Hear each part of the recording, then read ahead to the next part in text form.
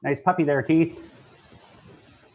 All right, so we'll commence. I think we certainly can see by all the bright and lovely faces this morning, we certainly have quorum. So good morning to everybody and welcome to today's meeting of the Transportation Committee. Before we proceed, I'm going to do a quick roll call of all 9 members. And I was informed by Councillor Luloff he will be a couple of minutes late. He's at another event, but should be joining us very shortly. So I'll commence with that to ensure we have quorum. Use your space bar to be able to speak or unmute yourself when asked. So first of all, Councillor Dudas. I'm here. Councillor El Shintiri.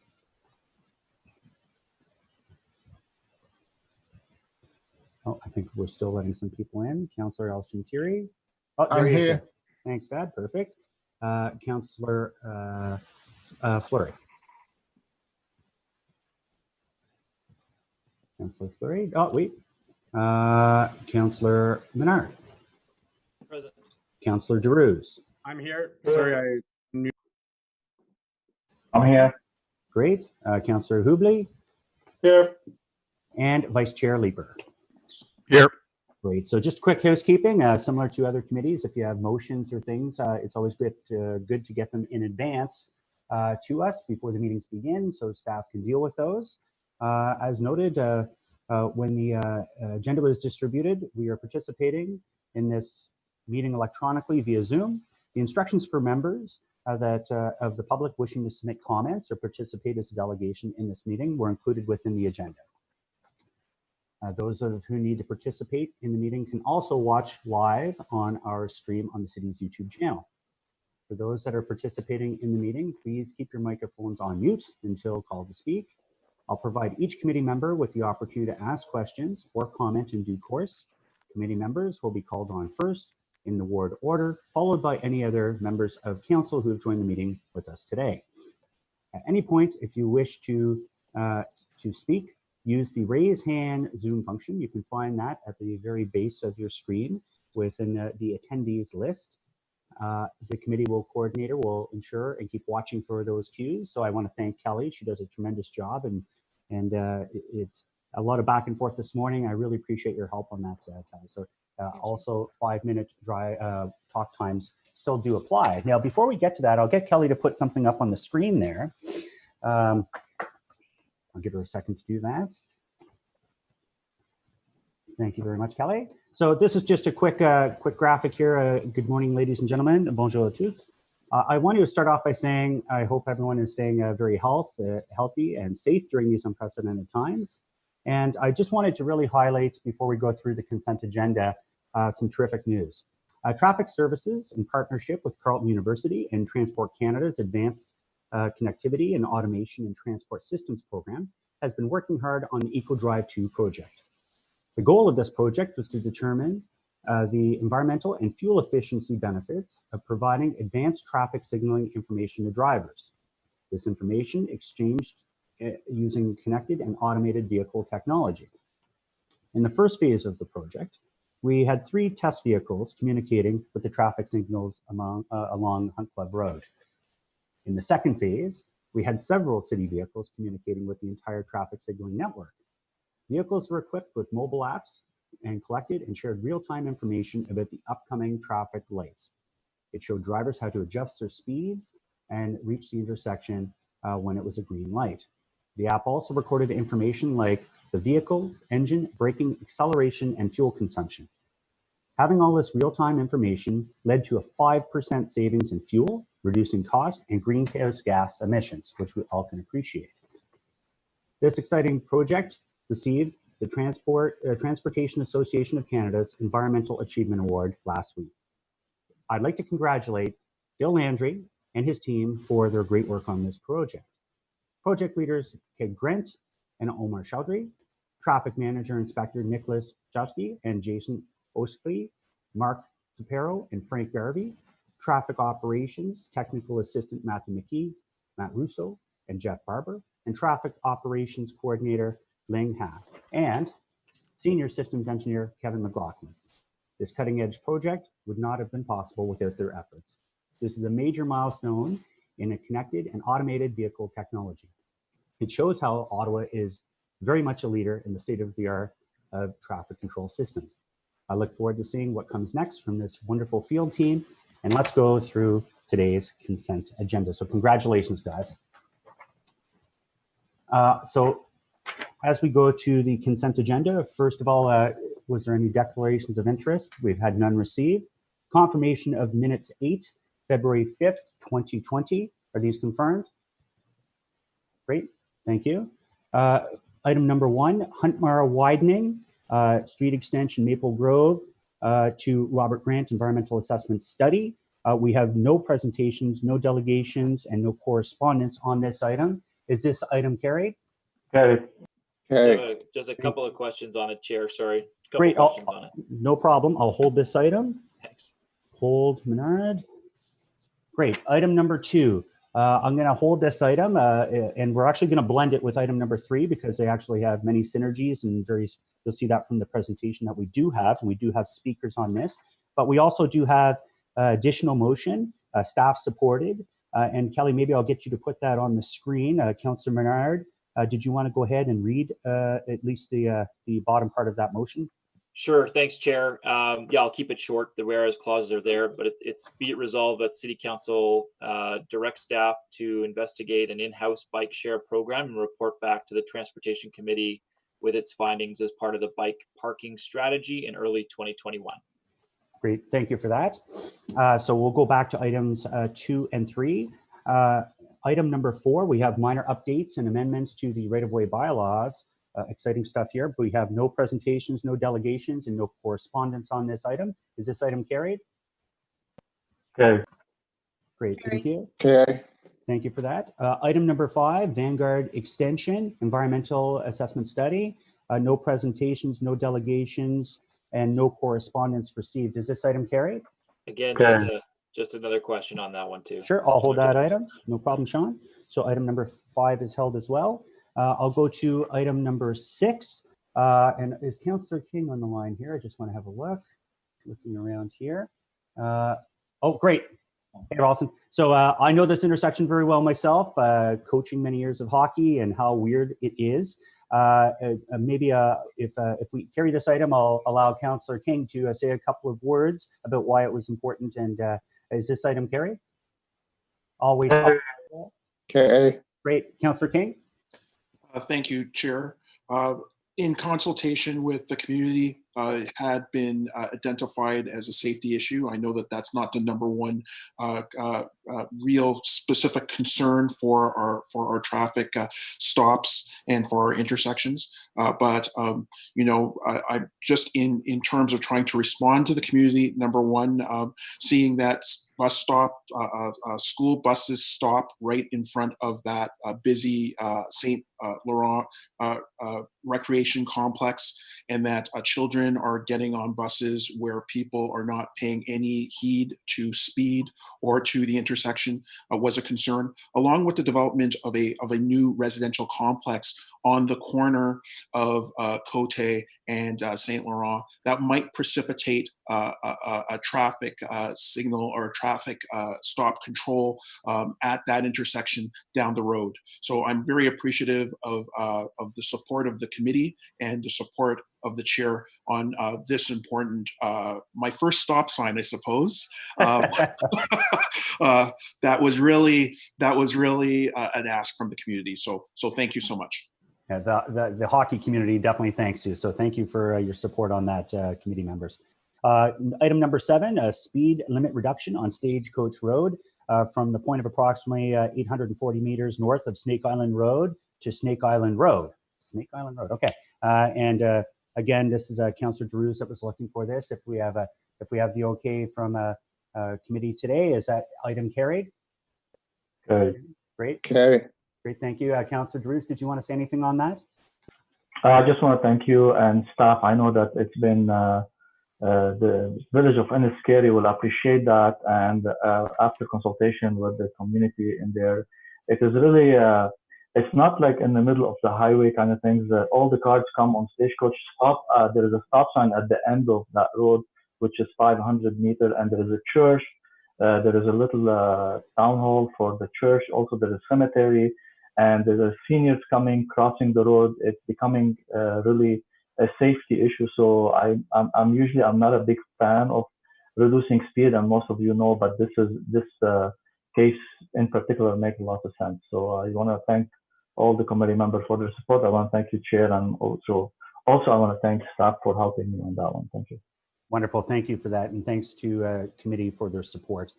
There is an additional item. I believe we spoke about this at council. Vice Chair Leeper, do we have consent of committee to add this item? There is a presentation, support of the adoption of small businesses and physical distancing requirements. This is all things related to nice cold frosty ones on patios. Is this, do I have the okay from committee to add this additional item to the agenda today? Yes. Yes. Great, thank you very much for that. We also have some IPDs.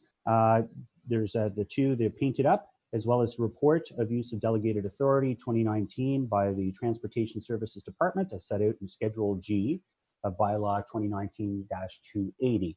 If anyone wishes to lift any of these items, it requires 2/3. Does anyone wish to list anything off the IPD? Seeing none, thank you very much for that.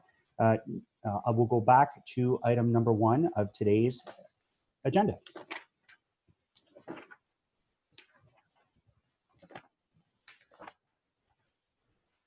Great, so we held this item with Councillor Menard. You had some questions on this one? Yes, thanks very much, Chair. Just briefly to staff on this, there didn't seem to be cost considerations in the report, and I saw the comments through, but I'm just hoping you can give us more information about the cost of the EAs. I recognize it's just an EA, it's not a build at this point, but if you could give us the cost of the EA.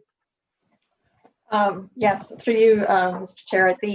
We don't have a cost for the EA identified in our report because we take that through a request for proposal, so it has to be competitive. But this is not a big project, so I suspect it's not going to be comparable to the larger $1 million studies. So if I can share the information with you after the meeting, rather than announce it here because it is going to be a competitive process. Okay, that's fine with me. Thank you very much for that. And I see the logic around the Stittsville, Maine piece, and I know I've talked to Councillor Gower before about this. I see some logic there. On the Huntmar, and I know why you're doing them together. It makes more sense to do them together as an EA in terms of cost considerations. On the Huntmar Drive widening, I understand there's the lane configurations change. It's inconsistent there. So I'm wondering, can you give me more information about the necessity for that? Yes, and actually this has been in the Transportation Master Plan for a while, and it's all part of the approvals for development in this part of Canada. And so we would be looking to make it consistent 4 lanes throughout, and part of every new project that we do, we would be also adding and making sure that sidewalks and cycling facilities are part of the recommended plan at the end of the day. So it is to provide capacity as well as to include active transportation. So bring everything to comply with our complete streets designs and principles. Okay, and you may not be able to answer this yet, but is it going to be transit priority? Is there going to be increased transit supplied there? The extra lanes going to be for transit, or is it for all vehicles for those extra lanes that are being proposed at this point? It is identified for as a road for vehicles, but as part of our EA, we do look at how would we use the facilities, the widening. So those typical things like using it for transit only would be considered as part of the EA. It's one of the options to review. Okay, and then in terms of like funding for extra, I see there's a lot of developments planned for this area, lots of units in the area. And so it probably makes sense to have an increase in transit utilization there if this is to occur, given the discussion we've just gone through, the urban boundary and that piece. So will there be coordination with more transit in the area to increase that service to folks, or are we just going to continue on the same path where my concern is we do more road windings, we encourage more car use, it's very expensive for the city at a time when, you know, we're concerned about finances. So, you know, I just have concern about the direction of road widenings in our future, and how we're using services like transit and other active transportation to help offset what new congestion this will create.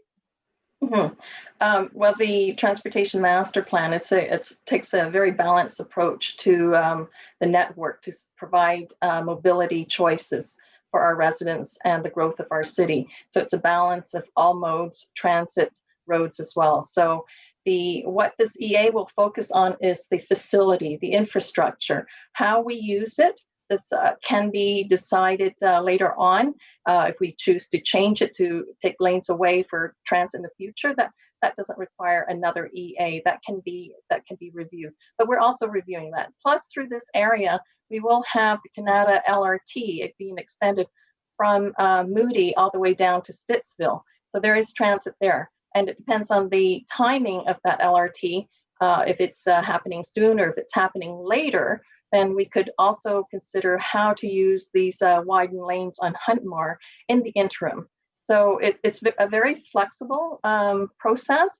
And what we're hoping to do here with this EA is protect the corridor from the encroaching development. Otherwise, we will lose that opportunity. It would be much more expensive to have increased capacity in this corridor in the future, and also allows us to work with developers so that there's a coordinated development with this anticipation of this project being in place sometime in the future.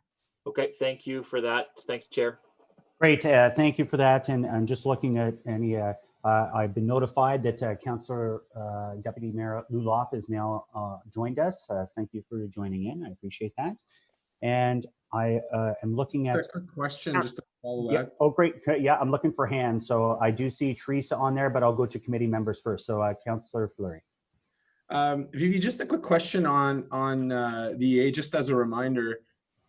Do we have a set formula of what is development charges versus what is coming from the city's capital program in these efforts? So obviously the EA is one funding pocket, but if we were to proceed with construction, what would be the breakdown of the funding source? So this project would get DC funding, but it's not on the 10-year list just yet because we are working ahead just to protect the corridor, but it would receive DC funding. It's part of a growth project, and it's for the growth in this for the city, and typically it runs around 95% development charge funded. Okay, thanks for that. Thank you. So seeing no more committee members on that, I'll go to people that are not on the committee.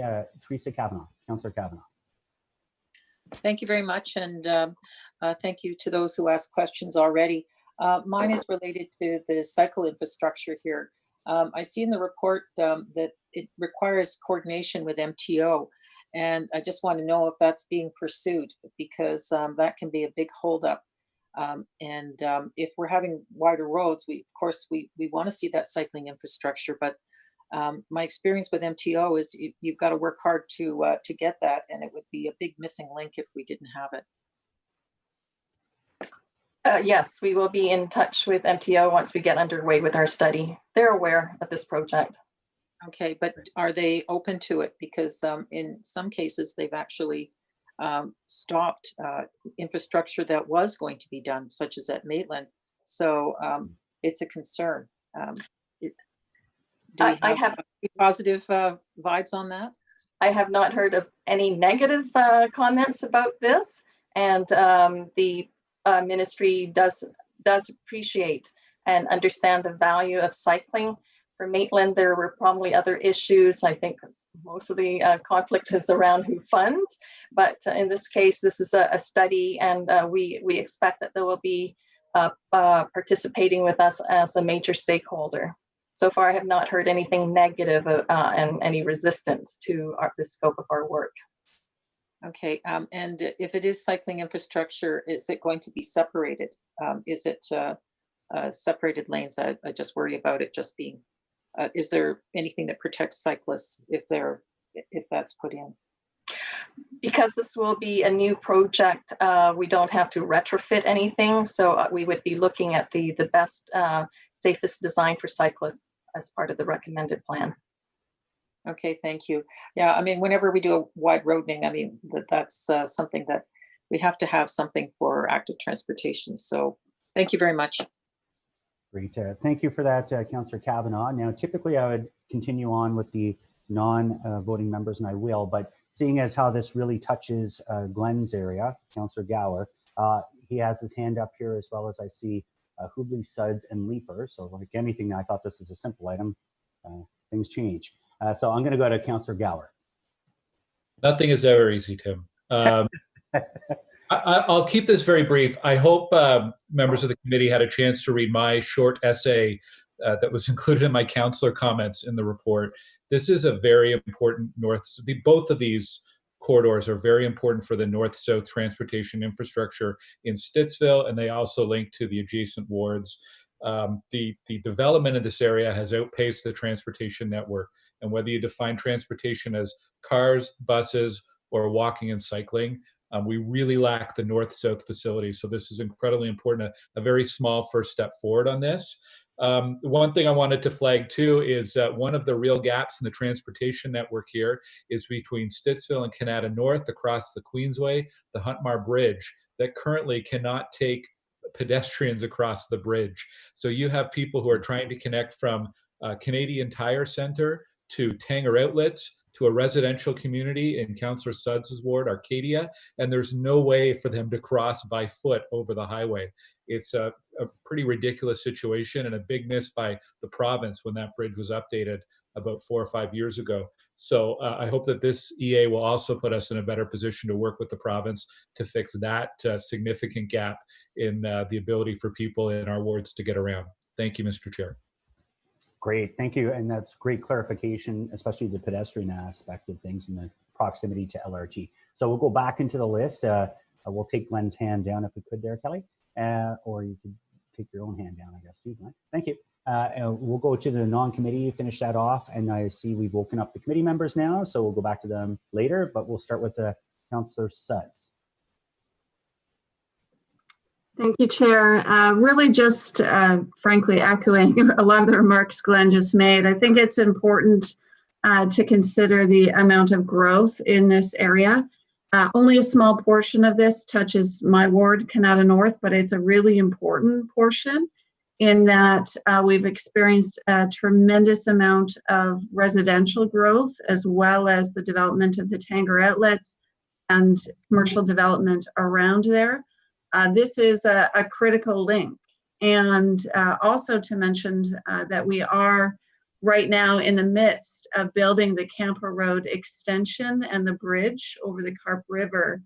That is a vital connection that will serve not only the adjacent community in Arcadia and my ward, but this corridor that we're talking about right now for the EA and leading to Stittsville. So there's a lot of synergies there. I think as we've talked about the need to build 15-minute communities and ensure that we have these linkages, this is the perfect example.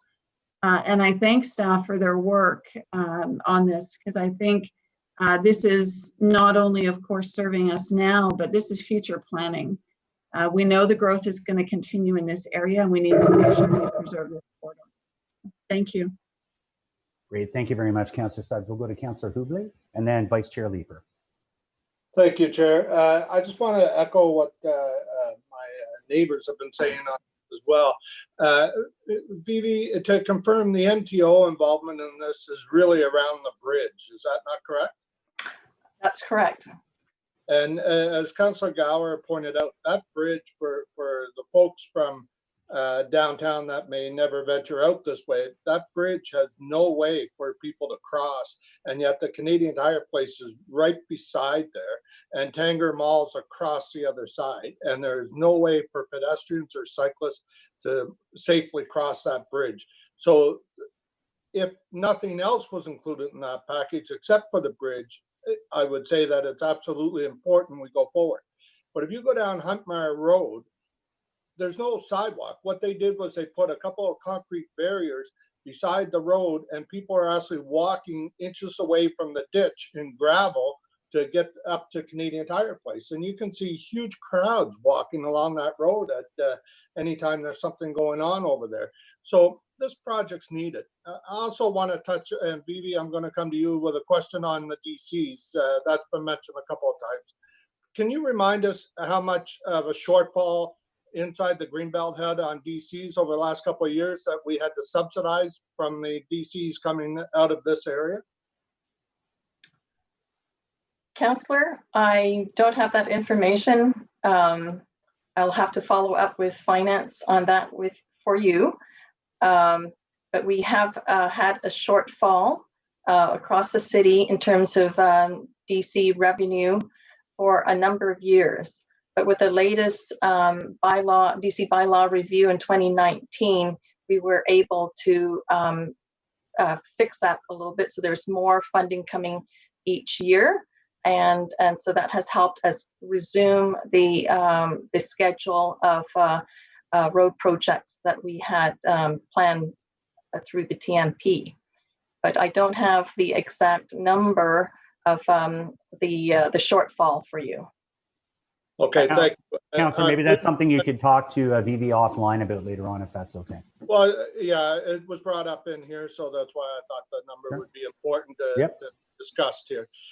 Because one of the problems we're facing out here, and this area that we're discussing today is a very good example of it, is the developments occurring without the infrastructure being in place. The sidewalks, the different pieces of infrastructure that you take for granted elsewhere in the city is missing in this area because we're not caught up to the development. So I think it's very important that we support this project. And Vivi had mentioned about it not being in the 10-year plan. I think we have to look, when we do the TMP, we have to look to expedite projects like this. So thank you very much, Mr. Chair. Great, thank you. And I'll go to Vice Chair Leeper. Thanks, Chair. When the EA moves forward with the recommended options, will we see a projection of the operating costs that the new infrastructure will create moving forward over some timeline? We can look into that, yes. I'd be interested in seeing that for any of these projects. When we build new infrastructure to support growth, sorry, I've got dump trucks going by my place here. It's always something at this corner. As we build infrastructure to support growth, I think it's interesting to understand what the ongoing operational costs that are going to be funded from tax dollars will be. So when this comes forward as an EA option, I hope that we can have some ballpark figure as to what that is. Thanks. Great. Thank you very much, Vice Chair Leeper. Back on the board again, I see no more people. I see Councillor Menard. Thanks very much, Chair. Just one last question. I understand the need about sidewalks, of course, and active transportation infrastructure. Could those not be included without a road widening? Is it feasible that those pieces, as well as increased transit service in this area, could be implemented theoretically without a road widening, which is, of course, the biggest concern that I have because of the financial implications and increased congestion that it causes in our city? Is that not possible, that could be looked at to add a sidewalk? On the bridge itself, it is a problem. So to reconstruct the bridge for the sidewalk would be a very expensive undertaking just for the sidewalk. So I think you get the economies of scale when you do it as for a structure that includes the new capacity, the added capacity that was anticipated when council approved the developments in this area. So as Councillor Hubley was saying, that we are falling behind in providing the mobility infrastructure for the community. But we'll take a note of that, Councillor. We'll have a look to see if it can be done incrementally. But I suspect that it may be difficult to do that just on its own. Okay, thank you. Great, thank you. Oh, is that a mistake, Al? Are you back on the board? No, I just want to comment. I think Mr. Menard or Councilor Menard was just trying to give a direction to not include the widening. If that's the case, I'd like to call yeas and nays on that direction, please. Okay, we're not going to allow debate here, Councillor, but certainly if you've called for yeas and nays, that is the case. So I was looking to carry this I'm item. not. I'm confused by the procedure here, Mr. Chair. I'm not providing direct. I'm asking a question of staff. Yeah, I agree. It was a simple question. But okay, if it's a question, then I don't need to do that. But if staff was going to take that away and look at not widening the road, I want to vote on it. Councillor, I didn't hear that. So if you're good with carrying this item, is this item carried? Carried. Carried. All right. On to item number 2 and 3. We have a great presentation, and we do actually have some delegations as well today and correspondence, the email correspondence that's been received. You do have it on your drive, but I will ask staff to go ahead and proceed with the delegation today. Thank you. With the presentation. Chair. Yes, Chair, if I can just have some opening remarks here. Yes. This is an exciting project, and it will prepare the city in a number of ways. First off, providing another mobility choice, but I don't want to preempt the presentation. So I have Cornell Mucci and also Kathleen Wilker, who will take you through the presentation. This presentation also, item 2 is about our pilot project.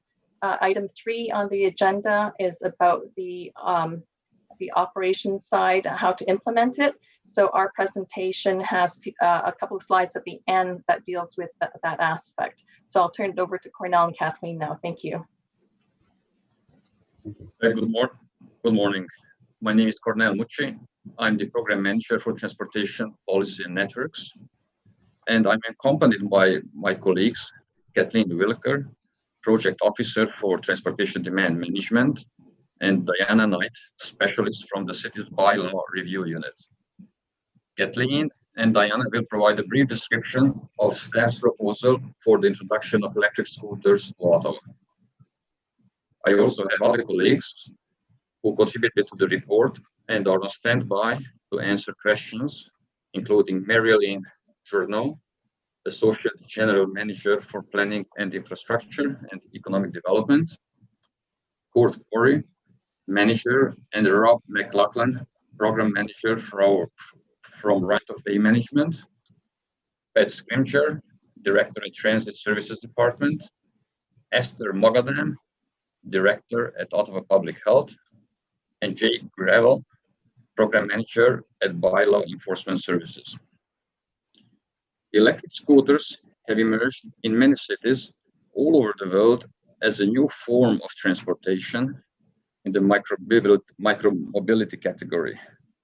The number of trips by these vehicles have grown exponentially. This growth brought both challenges and opportunities. The main benefits of this mode of transportation is that in the right environment, it provides a convenient and safe alternative to traveling by car. It also has a potential to increase transit ridership by providing a connection from and to transit stops. We have also learned that the introduction of shared e-scooters would have downsides if not managed appropriately. Staff have explored experiences in other cities with the objective to shape Ottawa's pilot project so that we could avoid the pitfalls and gain the most benefits. Currently, the use of e-scooters is not allowed in Ottawa. The recommendation in front of you is to change that. Kathleen, over to you. Thank you, Cornell.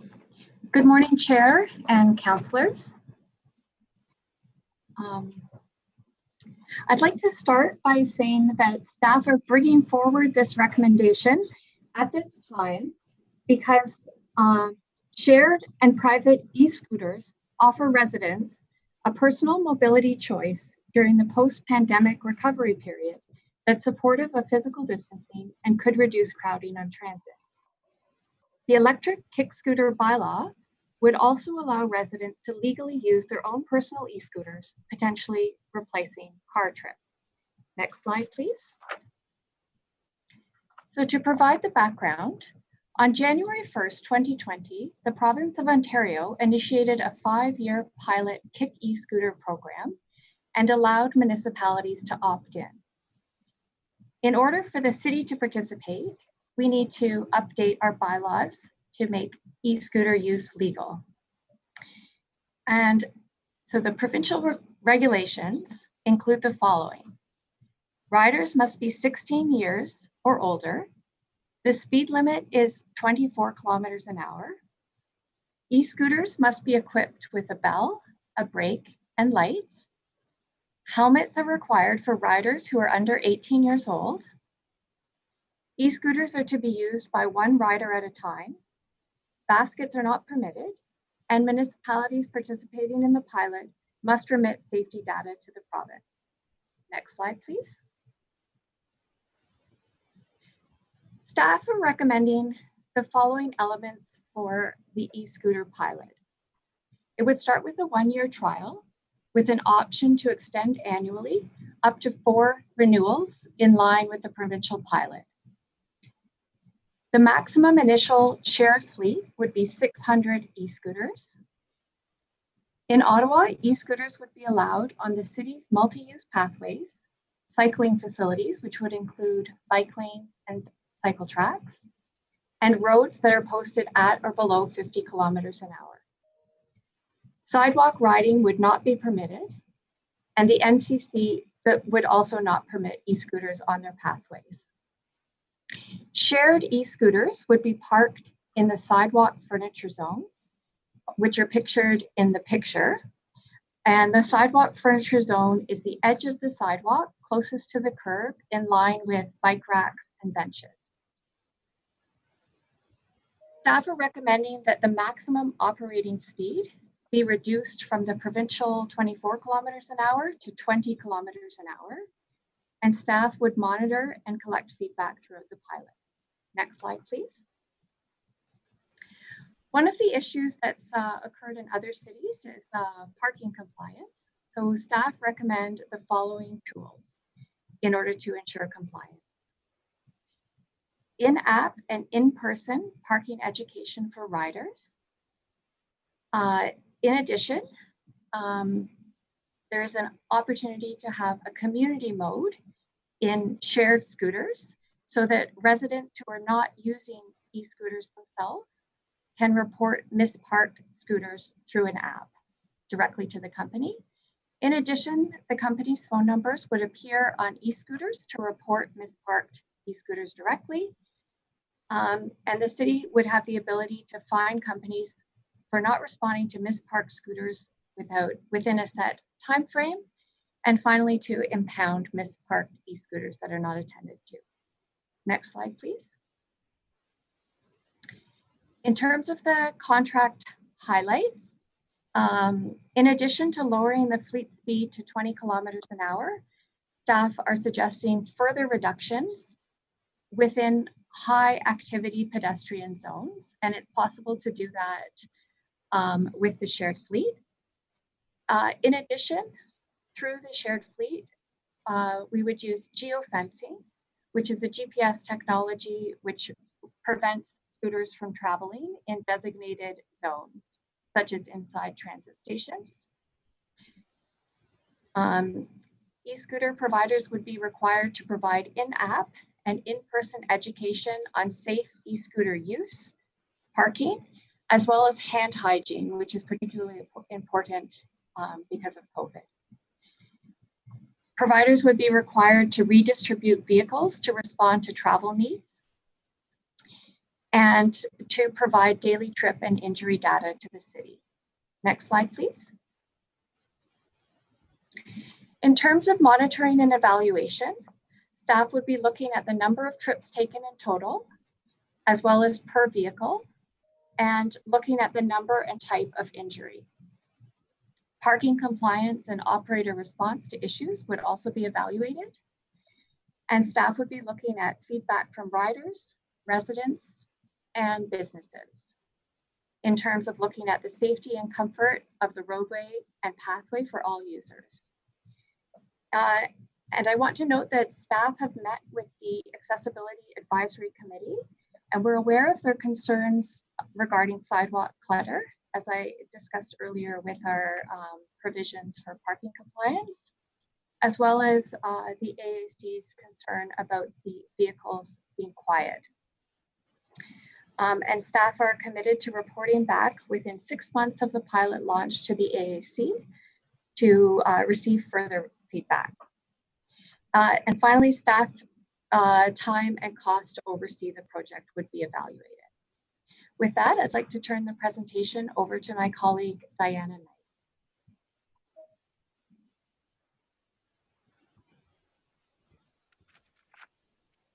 Good morning, Chair and members of committee. Our report entitled Bike Sharing and Electric Kick Scooter Sharing Agreements with Service Providers facilitates bringing micromobility providers to the city and proposes a new fee structure. This report also recommends granting the associated delegated authority to the manager of right-of-way, heritage, and urban design to enter into agreements with micromobility providers. As mentioned in the transportation planning report, micromobility systems such as bike sharing and e-scooters assist in the development of a citywide connected network of active transportation facilities.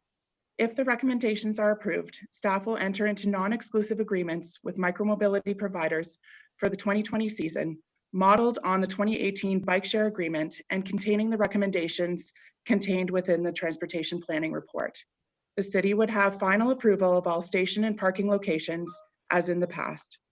The agreements will also contain requirements related to the sharing of data to allow the city to gain insight on travel behaviors and injury rates, provisions to expand or reduce fleet size, requirements for educational campaigns and safety messaging to promote desired rider behaviors and proper parking, and COVID-19 protective provisions, including additional hand washing messaging developed in conjunction with colleagues in Ottawa Public Health and based on municipal best practices and insurance and liability requirements. Vendors will be responsible. Could you go back? I'm not quite ready for that slide. Thank you. Vendors will be responsible for placing vehicles in permitted parking areas and installing maintaining stations or painted parking areas, removing defective vehicles and or misparked vehicles on an ongoing basis, and vacating the right-of-way at the end of the season. Vendors must also ensure compliance with city standards, bylaws, and provincial legislation. Staff will closely monitor the pilot with attention given to pedestrian clearways and misparked vehicles. Next slide, please. In compliance with the new user fees and charges policy, the proposed fee structure has been designed to cover costs related to staff time and materials. Due to the fact that many micromobility systems are now dockless and to align with municipal best practices, the new fee structure shifts away from a previously approved station base to an overall vehicle fee to recover costs.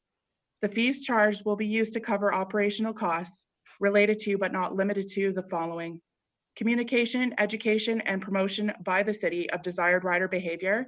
These will be in addition to any educational requirements detailed in the agreement to be supplied by the vendor, administration of the pilot and agreements and vendor management, signage, and other traffic and parking costs.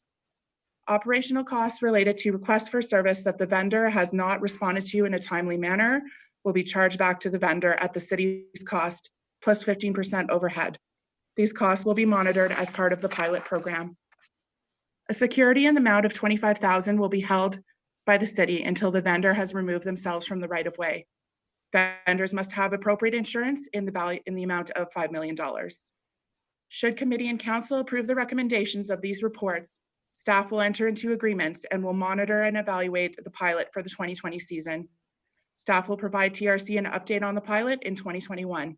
Thank you, Chair.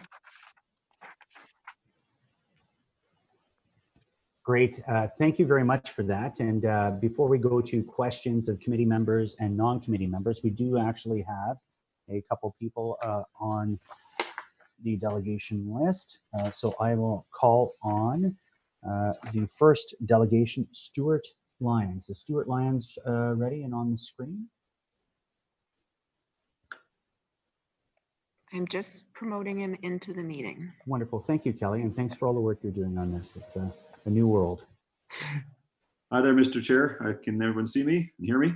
Yes, I can see you, Stuart. You have 5 minutes. The floor is yours. Excellent. Thank you very much. I had a presentation. I don't know if it's visible to everybody. Great. We won't start the clock till we get it up there. We'll take a minute and we'll get the presentation. It's only 3 slides, very brief. I'll be brief and hopefully be time.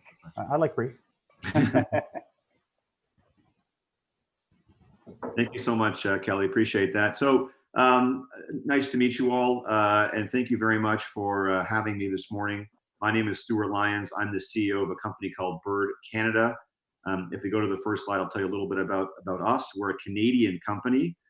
We use the technology and the scooters of a company called Bird Rides out of California, but our company is entirely Canadian, funded by Canadians and based in Toronto. We launched our service last year in Calgary, Edmonton, and Montreal. We currently have operations already, once again, in Calgary and Edmonton right now. We're hoping to launch Victoria and Toronto by the end of 2020, obviously, and Ottawa as well. We're Canadian owned and operated, as I mentioned, and Bird scooters are present in more than 120 cities around the world. You may have seen some in some of your travels, and I can talk a little bit about that. And then what's on everyone's mind, obviously, the COVID crisis and where scooters fit in and everything else.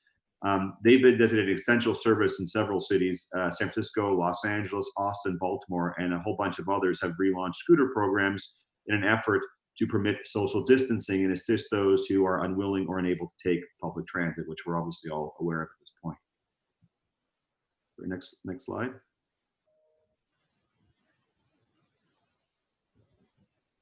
Thank you, Kelly.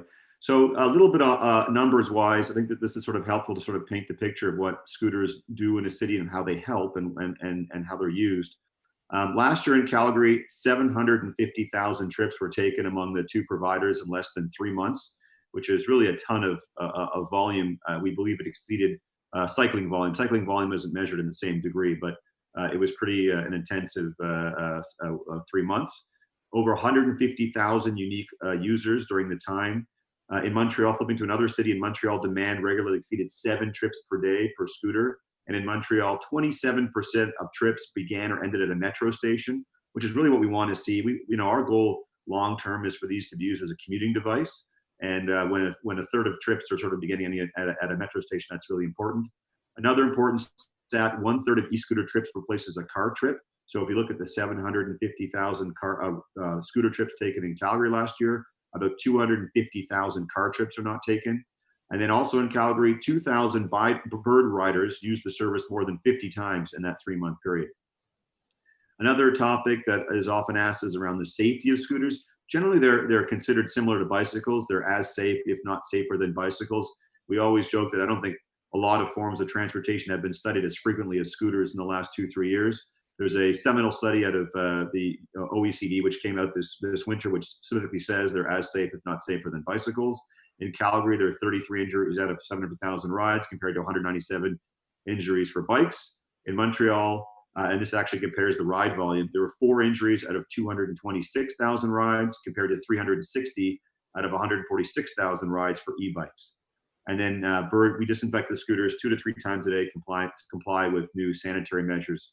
And on the next final slide here, I'll talk a little bit about COVID and how that impacts everything.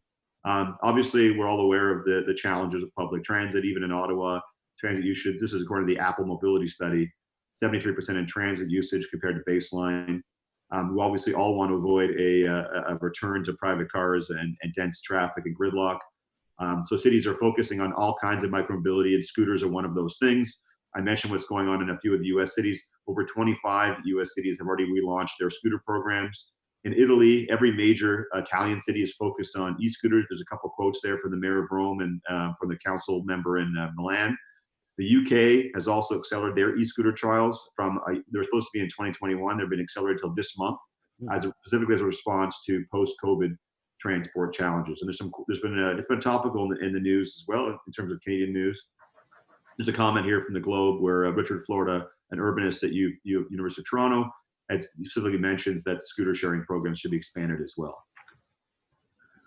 So that was a sort of a brief overview of scooters. May I'll turn it over if anyone has any particular questions I'd be happy to address, and just looking forward to working with the city and providing another transportation option for people in Ottawa. Great. Thank you very much, Mr. Lyons, for that. We do have a couple of questions. First of all, first hand that was up I saw was Councillor Dudas. Sorry, Chair. My question will be for staff. Okay, wonderful. Thank you for that. Councillor Hubley.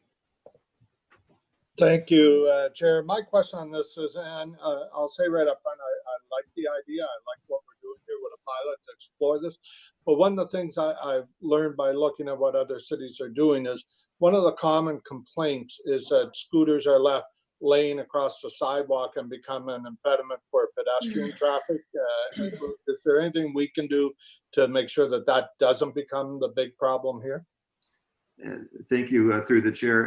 There are several things, and I think the report, we spent a fair bit of time with staff and helping, giving them some feedback in terms of what we've seen in other cities, and what they've come up with is a good approach to it. There's a few things, starting off with, in my personal opinion, not having a ton of scooters, which might seem antithetical to somebody in the scooter business, but if you go to LA, in my opinion, the biggest problem what you see is there's like 10 scooter companies and 50 scooters on each block, and that's where things get really messy. So the first thing is less scooter companies and less scooters, which again might seem ironic that I'm suggesting this, but I want this to be a long-term partnership with Ottawa, as we do with Edmonton, Calgary, every other city we operate in. That's the first point. Second point is the corrals that staff is working on, I think, is a key thing. That wasn't around in the early days of scootering. That's why things got a little bit messy. There wasn't designated places to put scooters. We have those in Edmonton and Calgary. Edmonton just announced them this year. Calgary, as well as a few designated parking spots. Those are helpful.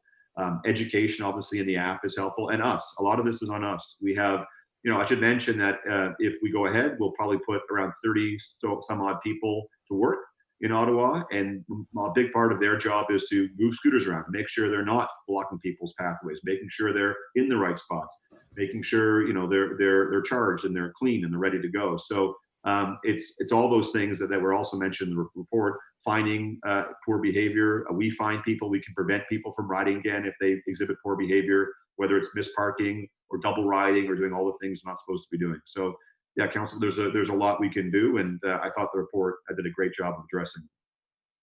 Okay, thank you. Appreciate that answer. Great, thank you for that. Vice Chair Leeper.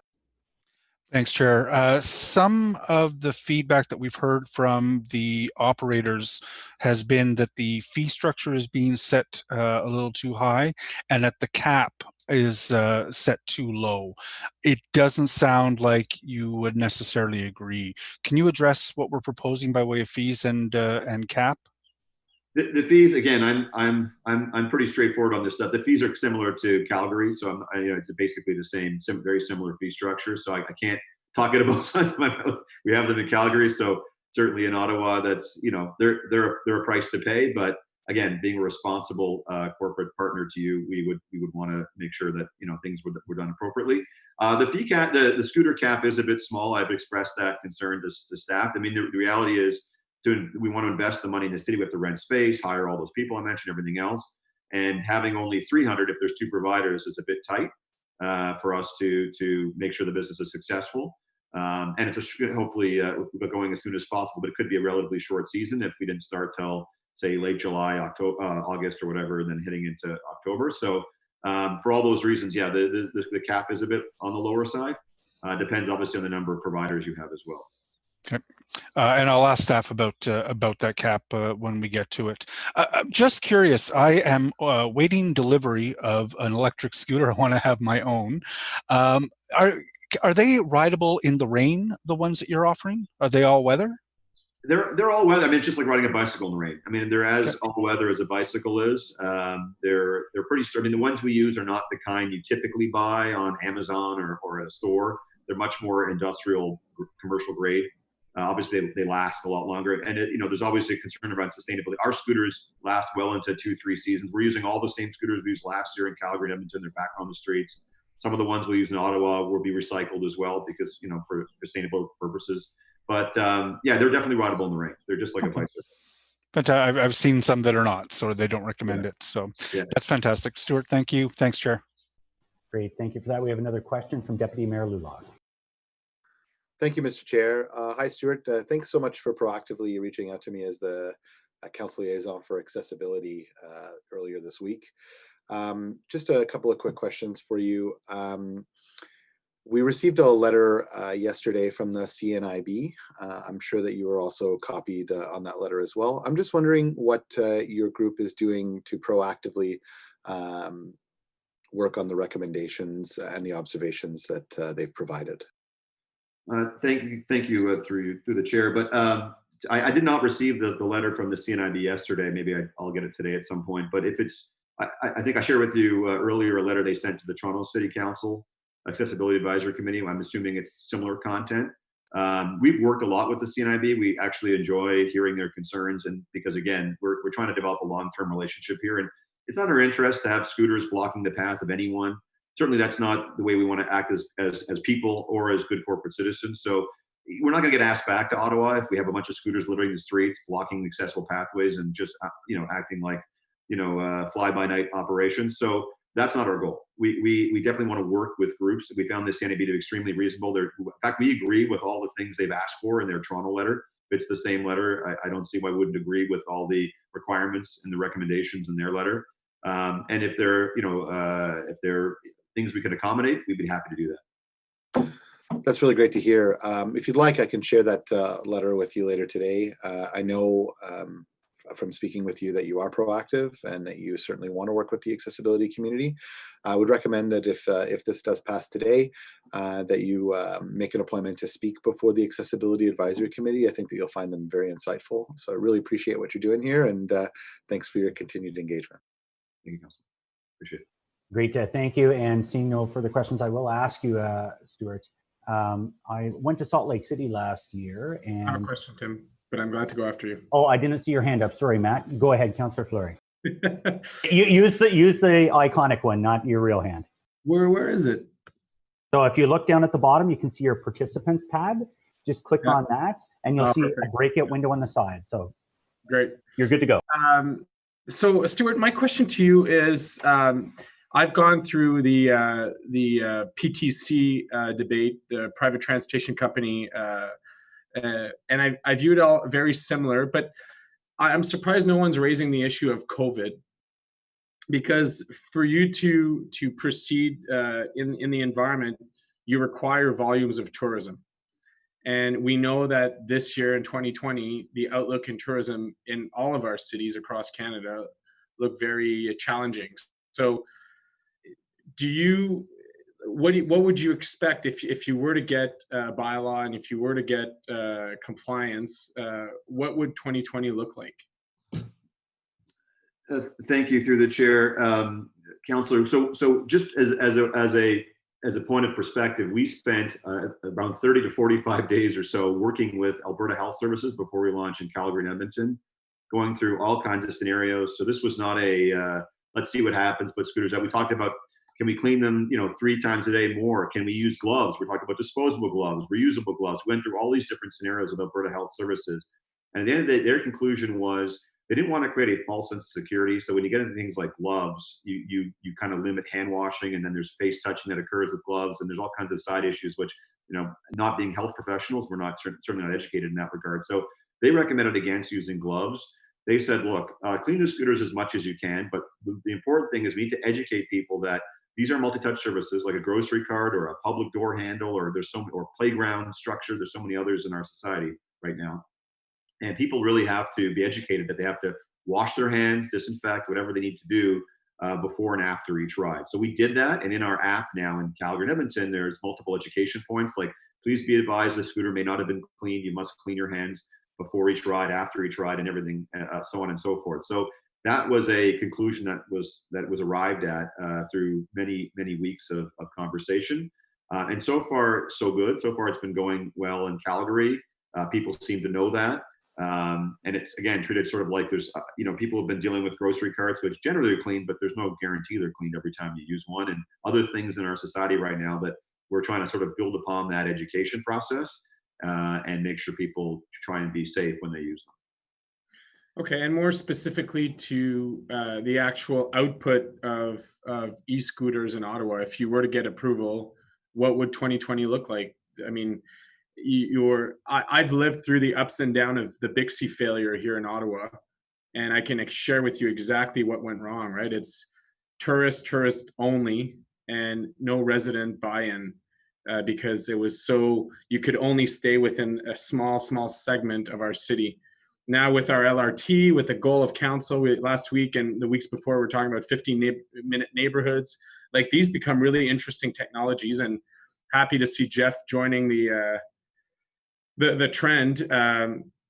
But I want to know from you, in 2020, what would the organization look like in terms of seeing e-scooters in Ottawa? Which area? How many?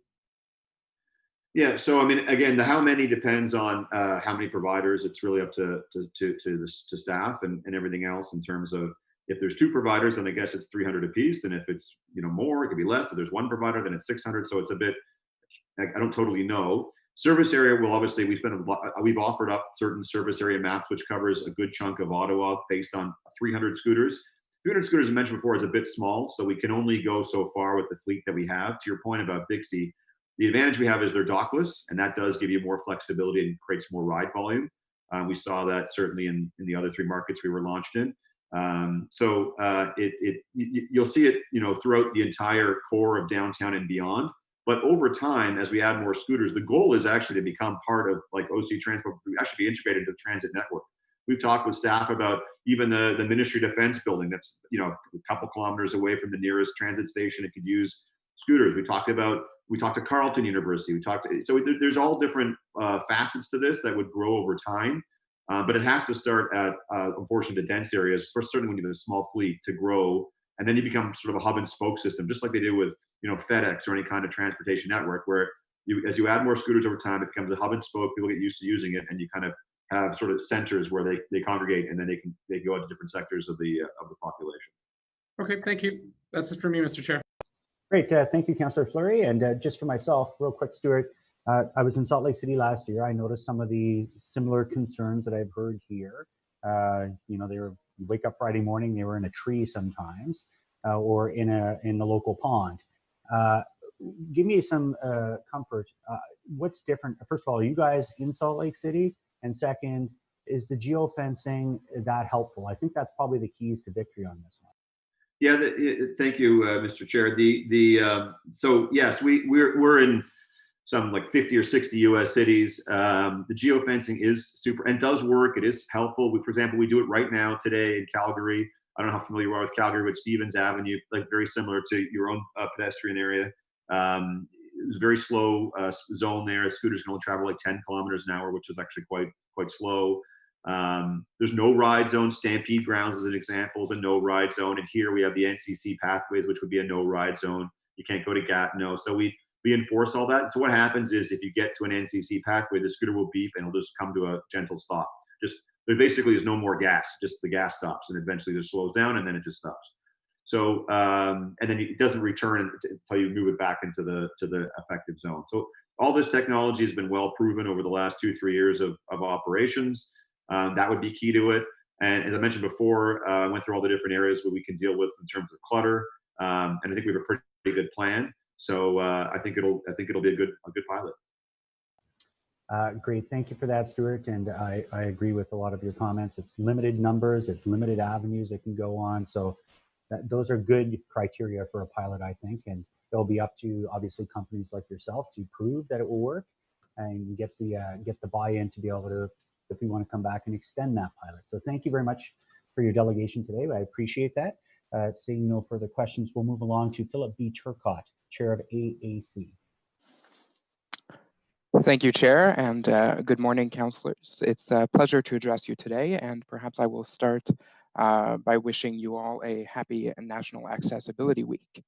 I also want to thank staff for consulting with the Accessibility Advisory Committee on this.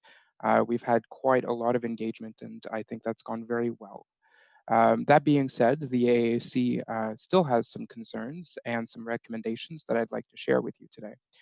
To put it bluntly, from an accessibility perspective, and from, I think, most of our members, Motorized scooters, if they're not used properly, for us are essentially motorized accessibility barriers.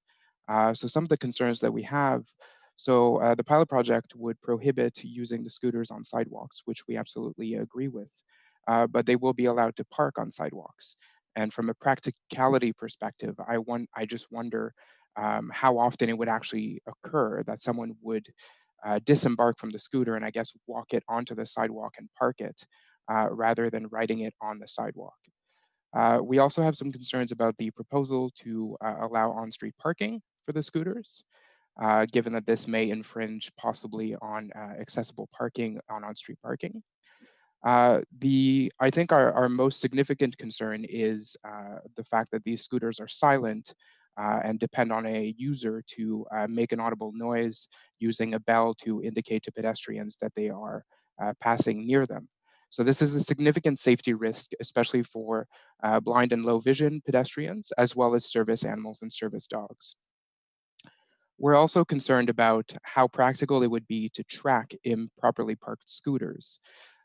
So far from the report, and I appreciate that staff have mentioned an ability perhaps to do it via the app, or that the commercial providers of the scooters would respond, but that's not in the reports that are or the bylaw before you.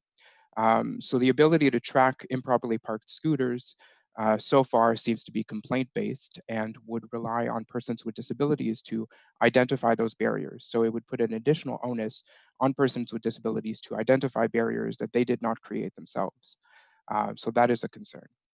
And we also have concerns about how realistic is our city's capacity to relocate improperly parked scooters if the company is not doing it within the time frame that is proposed.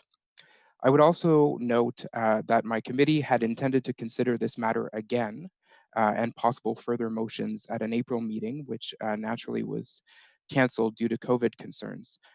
So our committee has not had the chance to fully consider this, especially in light of a request that we've received from the AODA Alliance out of Toronto to actually pass a motion against this pilot project, as the City of Toronto's Accessibility Advisory Committee did. I'm not saying that that motion would have passed at our meeting, but again, we would have considered this further in April and had not had the chance to do so. So in terms of practical recommendations, I would recommend that the definition of pedestrian be changed in the proposed bylaw. Currently, it only speaks to a person in a wheelchair, and I understand that that's the definition in the Highway Traffic Act, but that can be updated to a person using a mobility device, including a wheelchair. It's more recognizing the fact that people use more than just wheelchairs as mobility devices, and also changing the language about in a wheelchair, which is outdated to person using a wheelchair. It should also be a prohibition in the bylaw to use a scooter in a way that causes an accessibility barrier for a pedestrian with disability. In terms of on-street parking, we would want to make sure that the proposal complies with my committee's motion of September 18th, 2018, about the prioritization of accessible parking pass eligible spaces, including no parking zones in on-street parking. And also something that was not before staff when we last met with them. On May 25th of this year, my committee passed a motion about multi-use pathways that essentially calls for the city to prioritize the needs of pedestrians with disabilities and seniors on multi-use pathways. And so I would expect that this pilot project, should it go ahead, would also comply with our motion of May 25th. And then I'd be curious to hear from staff, if possible, on this. 1 more minute. Thank you. On the compliance timeframe. So we've heard, I think our concern is that for people with disabilities who would face this barrier, who'd face a scooter that's in their way, that's an immediate barrier. And they don't have the option necessarily of moving the scooter themselves or waiting perhaps the 2 hours or 3 hours that the city would or the company would need to move that scooter. So I'd be curious to hear more about that. And also fines. There's an option for fines, but they're not set out. And in our view, the fines should be significant to be a proper deterrent. And further, the pilot should not be extended in the future unless scooters can be modified to make an ongoing audible signal to ensure safety for blind persons and persons using service animals. Thank you very much, and I'd be happy to take any questions you have. Great. Thank you very much, Mr. Churcott. And I've made notes of what you've said. So when we get to questions of staff, I'll certainly be asking some of those questions. We do have a question from Councillor Menard. Yeah, thanks very much, Chair. And thank you, Mr. Turcott, for presenting to us. I just wanted to know your thoughts on the situation that occurred with Montreal, right? They've stopped or banned e-scooters as of this year. And some of what they were citing was some around accessibility issues and some of the shared walk ways, pedestrian ways, and rollways. So is there similarities that you see in their program that you see are going to be coming here? And is that a particular concern? Because I want to make sure for implementing this, we really need to mitigate the issues that have been experienced in other cities where they've decided not to go ahead with e-scooters. Thank you, Councillor, and through you, Mr. Chair. I think the item that was of most concern to this committee, and we did ask for staff to speak with us after Montreal made that decision, the low compliance rate. So Montreal had a 20% compliance rate in terms of appropriate parking of scooters, and that's a significant low number that is very concerning to us. I understand that our proposal would be a little different than Montreal's. We would have more options in terms of where people could park scooters properly. But that compliance rate, I think, is a significant concern. And again, speaks to the practicality of, will people actually properly park these? And if not, what is the recourse that people with disabilities have? This is not just kind of an inconvenience for us. For someone, for example, in a wheelchair, that's going down a sidewalk and can't go around this improperly parked scooter, that's the end of their trip for them. They'll have to turn around and go back where they came from. They can't move it themselves. So I think the important piece, if this is to go ahead, would really be on compliance and enforcement. So rapid response time, I think, would be essential. And again, the fines piece to making sure that people who do not use the service properly will be would face consequences for not doing so. I think that's how I would answer that question. Thank you. Thanks very much. Great. Thank you very much for your presentation today, Mr. Churcott. And as mentioned, have noted a couple questions I will ask staff when we get to that point. Thank you for your great presentation. Thank you very much. We have Sam Sadley from Lime. Is Sam on deck? Yes, I'm here. Hi, Sam. You have 5 minutes. The floor is yours. Perfect. Thank you, Mr. Chairman. Thank you, members of the committee. And I just wanted to thank Mr. Churcott as well for appearing today. We've worked not closely with similar organizations across North America, and it's always helps us think through our impact on the broader community, not just the impact on our riders. And so thank you for raising those concerns. We really appreciate it. Obviously, my colleague from Bird has answered many of your questions. You received my testimony, my written testimony in your committee packet. We're very excited to begin serving the City of Ottawa this year. This will be obviously our first year in Ottawa as we expand across Canada. We're operational in similar markets. We operated in Calgary, Edmonton, and last year in Montreal. Councilman Menard, just to speak to Montreal. Montreal, we're continuing to work with the city. I think the challenge there around compliance was that, as Mr. Turcott mentioned, Montreal actually, rather than allowing for parking on the side, sort of on the edge of the sidewalk, as the City of Ottawa is elected to do, designated a limited number of parking locations across the city. We communicated with the city that we believed that number was insufficient for the scooter and for the demand. Unfortunately, it went through as is, and as we expected, you had low compliance because it was very, very difficult to comply with the regulations. We expect to see, given the regulations that have been proposed for you all, and my apologies, my toddler's in the other room and making noise, and I'm sorry if you hear her. I'm sure we are all working together in different circumstances today. But we believe that through the program as it has been proposed, we expect to see high compliance. But as part of that, as my colleague from Bird mentioned, it's on us, it's on the providers to make sure that we are giving you all the best possible service. And that means what we have is called our line patrol. Those are members of our team that are actually walking through our service areas, fixing scooters, responding in real time to complaints. I know Bird has a similar program as well. We're happy to partner with them. Frankly, we partner very closely on a number of initiatives, but our goal as providers is to make sure that we're providing the best service for Ottawa. Regarding CNIB, we've been working closely with them. We're hopefully coming to a memorandum of understanding soon on partnerships for initiatives that we'll be undertaking over the course of the next year. So we are excited, hopefully, to bring them in as a partner for the 2020 season in Canada. Overall, though, I'm mostly here to answer your questions. As I mentioned in my testimony, I am worried that I believe the fleet as proposed by staff is too small to really get a good idea of what e-scooters can do in Ottawa this year. I think that for assessment purposes, for access purposes, increasing the number of devices will be helpful. Also, it allows us to invest in our operations in Ottawa. Without sufficient number of scooters, it's more difficult to hire that large number of staff that we want to have walking the streets to make sure everything is well. And lastly, of course, as you mentioned, fees are in fact somewhat of an issue in Ottawa. The fees would be the highest in Canada, and especially as we compare it to the fees that are put on companies like Uber and Lyft, which average about 3.5 cents per kilometer. Looking at the proposed, we expect this will be about 62. The proposed fees on Lime and Bird and other providers would be 62 cents per device per day, which would equate we expect about 3 trips per vehicle per day to about 20 cents per kilometer.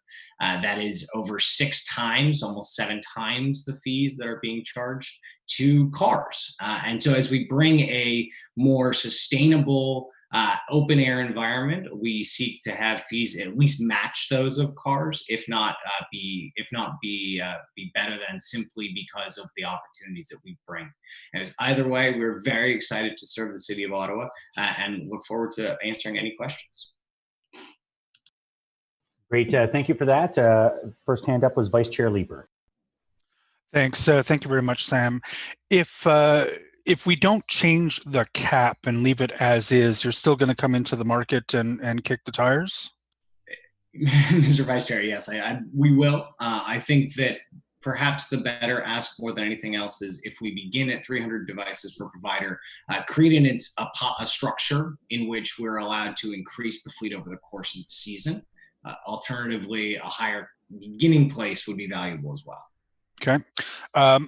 Would you be willing to share financials and user data with us in an effort to make the case for a higher cap after 1 year of service?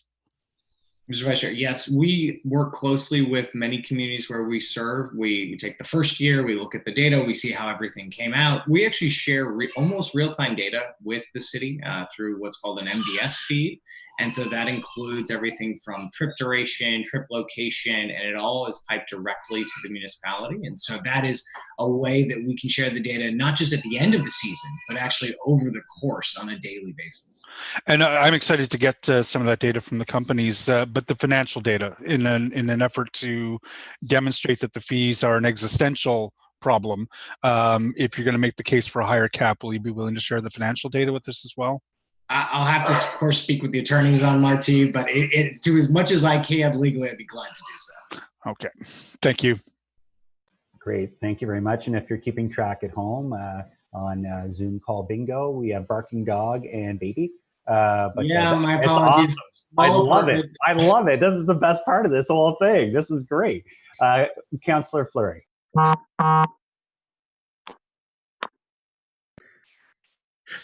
Want to thank you for this. Want to ask you, you spoke to the cap. Obviously, you know the ins and out. I've read the report. It wasn't something that popped in my mind. Could you describe what is the issue of the cap in your mind, and what would be a fair number here in Ottawa? Of course. So much similar to any any company that operates a fleet like we do, we amortize our total costs against the individual devices or individual number of rides that we get in a given day. So from our perspective, it allows, as we increase the cap, it allows us to offer better service, more employees, similar as you would be to any other fleet company. But from a service perspective, I think this is the other piece from the point of view of the city. The recommendations from ITDP, which is a well-respected transportation research institute, says you should be at between 10 and 30 devices per 1,000 residents. And that is to ensure that access to devices is relatively easy. No one's going to use one of these if they have to walk a kilometer just to be able to get on a scooter. We find that it's about people are willing to walk about 2 minutes before you have a drastic drop off in the willingness to use it, and an increase in their likelihood to use Uber or Lyft or other similar companies. And so as we provide, our goal is to provide within 2 minutes, the downtown core and other areas that people have easy access to these. And so the current ratio is proposed is 10 devices per 16,000 residents. I think our proposal would be something much more, something between there. I proposed between 1,200 and 3,600 devices in the downtown core, in the initial pilot program. So I should say, Edmonton and Calgary both set their caps at roughly 1,000 devices per provider, to give you some context. Similar, it's actually smaller cities. Okay. Mr. Chair, is it possible to get an answer from staff on how the cap was established? Just maybe it directs some of the questions to some of my follow-up for Sam. Certainly, I think everybody has that question in mind. So maybe if we can get staff to comment briefly on that before we go to staff questions. So I can comment on that. Staff decided on the cap, well, we're recommending the cap of 600 e-scooters. This was the total fleet size that Montreal had last year during their pilot. While they did experience the issues discussed about parking compliance. So we are concerned about sidewalk clutter and wanting to make sure both that vendors would be responsive, that residents could be educated to be parking in a safe and courteous way, and that staff resources, in the case of misparked e-scooters that need to be attended to, can be impounded in a timely manner. So this is why we're suggesting to start with 600. Okay, so I'll share my screen for a sec. I don't know if that's possible, Mr. Chair. I just lost the connection. I'm back. What was that, Councillor Fleury? Is it possible to share screen? The share screen is disabled for panelists. I can share my screen if you want me to share. Why don't we save that for questions to staff? It will come back up. And at that point, Kelly, can you prepare yourself to share some of those numbers on the screen? Yes. Okay. Sorry about that. My whole connection dropped off for a minute, so I wasn't just. Okay, Sam, I have no further question other than the same I had for Stuart, which is, okay, you have a local business, but eventually if you like the product, you're going to be like Jeff, you're going to buy the product. So you're very driven towards tourists in Ottawa and in all large big cities in 2020 for a pilot year. Is that really the best pilot year to do it? I want this to start off on the right foot, and I wonder if we're already in June. In my mind, this should have been a program that we launched in January for a start date in March, and I'll speak to that later in terms of staff. Is there really an urgency to start in 2020, or could we look at post-COVID introduction? Yeah, thank you for the question. I do not disagree. It would be great to have started in March if we had been able to skip this whole COVID challenge that we're all facing at the moment. I think what this actually presents us is an amazing opportunity. Cities like Ottawa and others are embracing technologies, everything from a shared e-scooter to the simple bicycle, to get around in an era in which we're trying to move away from cars, but doing so in a much more accelerated rate in the wake of COVID. I mean, from everything that from 300 plus additional kilometers in Montreal to active TO to all the other improvements across North America, I think it's something like 300 miles in Seattle. We're seeing a real engagement with folks in how they can get around outside of cars. So I actually think this is the perfect year to begin a pilot to be able to capture some of that energy and hopefully get people to take long-term choices today and shift away from the private automobile. As we look, and I think, you know, as you mentioned, I hope people buy more scooters, and I hope people buy more bikes. My first time commuting on a bicycle was on a bike share system. I then advanced to buy a used bike and eventually a new bike. And now I get my daughter, who you heard, around town on an electric assist cargo bike. She sits behind me and we cruise around town. I think this is a great way to introduce people to that. And if somebody wants to go and buy a private scooter, I'm all for it. I think you will see, however, that there's a significant technological and infrastructure difference between what you can buy on Amazon versus what we'll bring versus what our colleagues in the industry will bring. We design and implement scooters to use on streets through weather all year long. So it's a very different beast, one might say. The other key thing there is that our option, we believe, offers an option to people. Okay, if you're going to take a Lyft or an Uber on one part of your trip, you're going to hop on a bus on another, and you're going to take a scooter the third portion. It gives people flexibility rather than limiting them to a single mode for the duration of their full trip. Okay, thank you. Great, thank you. Vice Chair Lieber. Thanks. I'm wondering about your safety record. How many customers have been hurt in substantial enough a way that insurance started to get involved? And then what is your liability in the case of collisions? I'm sorry, Vice Chair Lieber. I'm not an attorney, so I can't speak directly to liability, as it's just not something I'm prepared to know well. And, safety for us is a multifaceted approach. It's about safe hardware. It's about safe training of our riders. It's about safe streets. And so I think we make efforts on all three of those pieces. When it comes to hardware, it's about ensuring that our hardware is ruggedized, that it's meant for shared use. When it comes to training, it's about training our riders through multiple avenues, through in-app training, but also through in-person training.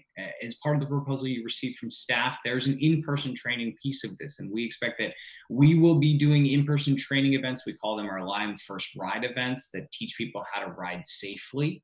I know Bird and others do similar, and I think that's something I'm excited to see in Ottawa this summer. And then thirdly is safe roads. And so by sharing data with you all about where people are riding scooters, that allows additional information for the city as you all think about how to build out your protected infrastructure.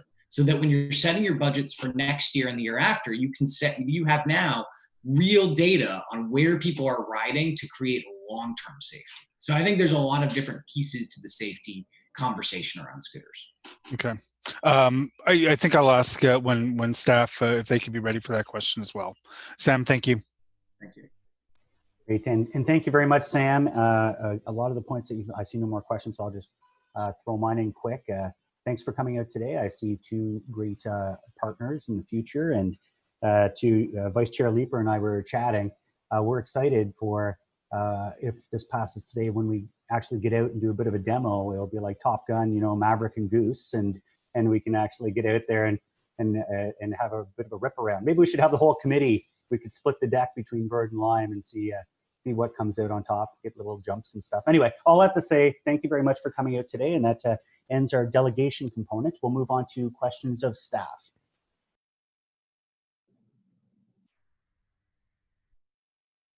Councillor Dudas. Thank you, Chair. And thank you to staff for all the hard work they've put into this report. I would like to echo my colleague, Councillor Fleury's questions and comments in respect to our experience with the bike sharing services. They came in, they're phenomenal, but the problem is they were centered on and focused on tourists, and they weren't distributed evenly across the city. Residents in the east, the south, and the west didn't have access to them, and if they did, they had to go long distances. So what I'm wondering is, I didn't see in the report, where would these the stations be located? we speak about transit being an option. Are you looking to have these e-scooters available at transit locations across the city? And how will residents outside of the core and non-tourists be able to access these scooters? Okay, let me start with answering, and then I'll ask Kathleen to continue. The focus won't be on tourists in this season, obviously. I mean, we want to focus on residents, and the distribution of scooters will be determined together with the providers. Probably there will be quite a bit of focus on the downtown area, but also there will be focus on other areas as well. And transit stations are part of that, probably not every transit station. But as the program goes on, I mean, we will collect the data, and that will help us to distribute scooters to the locations where there is the biggest demand. Well, I guess my concern with that is that if you're analyzing the performance of the pilot, but these e-scooters are not available to residents outside of the core, then you won't get a fulsome idea of how it's actually available for those residents. And I'm actually going to tie it back into transit, because I noticed that in the report it states that the transit bylaw will not allow these e-scooters on our buses. Are they allowed on our LRT? And can we not look at having some of these stations, e-scooter availability at LRT stations along the length of the line, and more available outside of the core to all residents? Okay, that's certainly something that we will be looking at. I mean, the current transit bylaw does not provide for scooters on transit vehicles, including LRT vehicles. That is something, again, that will be revisited during the pilot. And I mean, just to be fair, I mean, this year's pilot will be relatively short. I mean, we will be learning lots of things this year through the short period. And I'm certain that in the next year, if we continue the pilot in the second year, I mean, there will be many other things that we will change and shape the program so that it does reach all parts of the city where there is demand for it. But I do share your concern that, I mean, if people can't have access to the scooter, then of course they won't be able to benefit from it and provide feedback. But I mean, we are just starting this program, and I mean, there we see the value of the gradual implementation so that we don't get into big challenges in terms of parking issues or in terms of other safety challenges. I see that Mr. Scrimminger is on the line. I'm wondering if there's any way that there can be consideration given to adjusting the bylaw to allow for these scooters to be on our LRT. I do recall that my colleague, Councillor McKenney, had one of these scooters on during the very early days of LRT, and it didn't take up much room. It wasn't much bigger than a bicycle. And I'm just wondering if that would be something that we could consider looking into as part of the initial start of the pilot project. Mr. Chair, it's not consistent with the direction we have to this point from the Transit Commission. The direction has been that we will allow bicycles on board our trains and bicycles on board buses. On buses, they're carried on the outside of the bus, so they don't reduce space available for customers inside. On trains, bicycles are carried at the first door of each train in the multi-purpose area, so that they don't reduce accessibility space in the rest of the vehicle.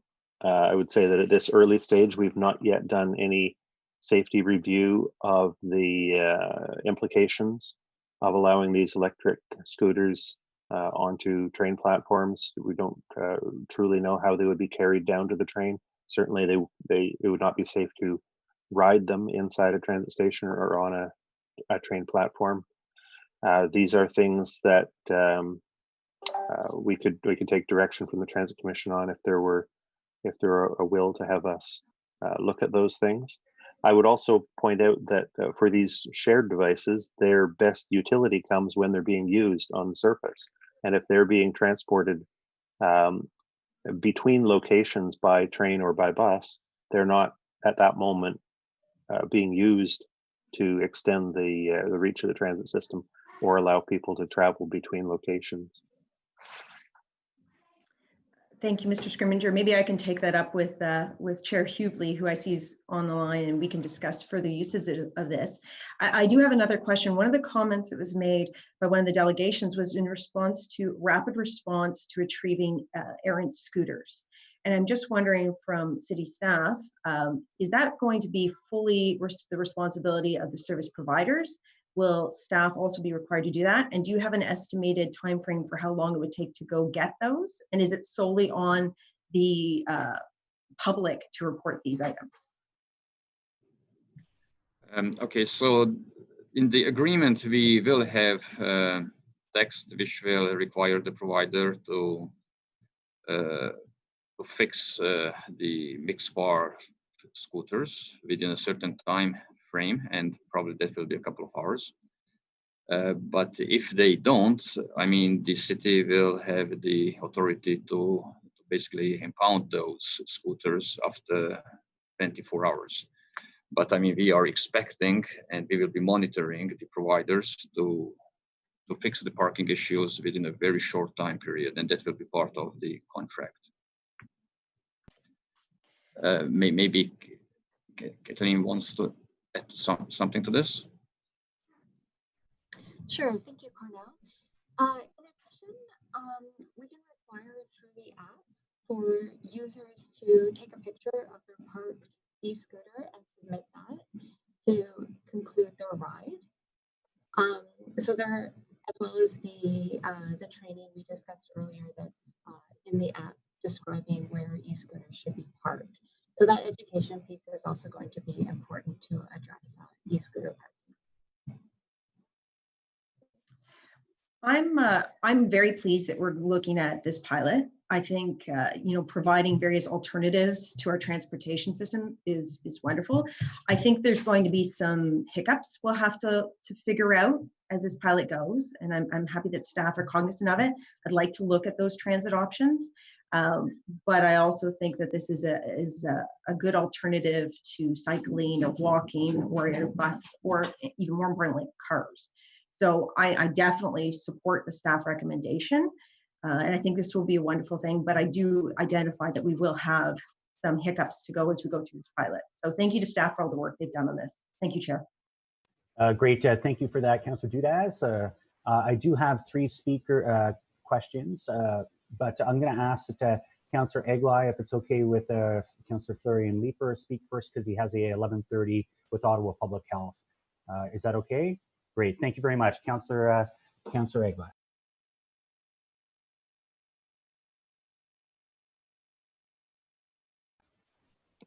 Unmute your mic, Keith. Unmute your mic.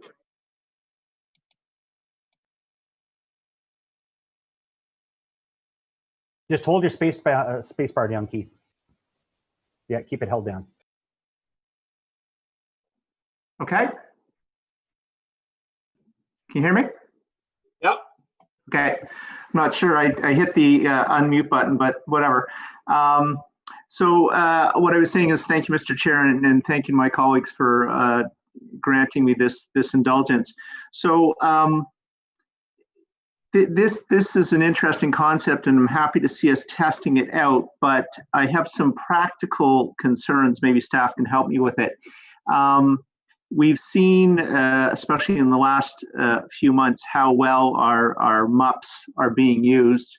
We have cyclists, we have walkers going, and I've heard anecdotally from people that they're feeling that sometimes the space is not being shared as well as it could be shared, and by that I've had people saying, all of a sudden I turn around, there's a cyclist behind me, and there's been no bell ringing, there's been no notice that that's happening, and of course in a lot of our MUPs, the way they're designed, there's not a lot to room to allow for people to sort of get out of the way. If we're going to add another vehicle to this,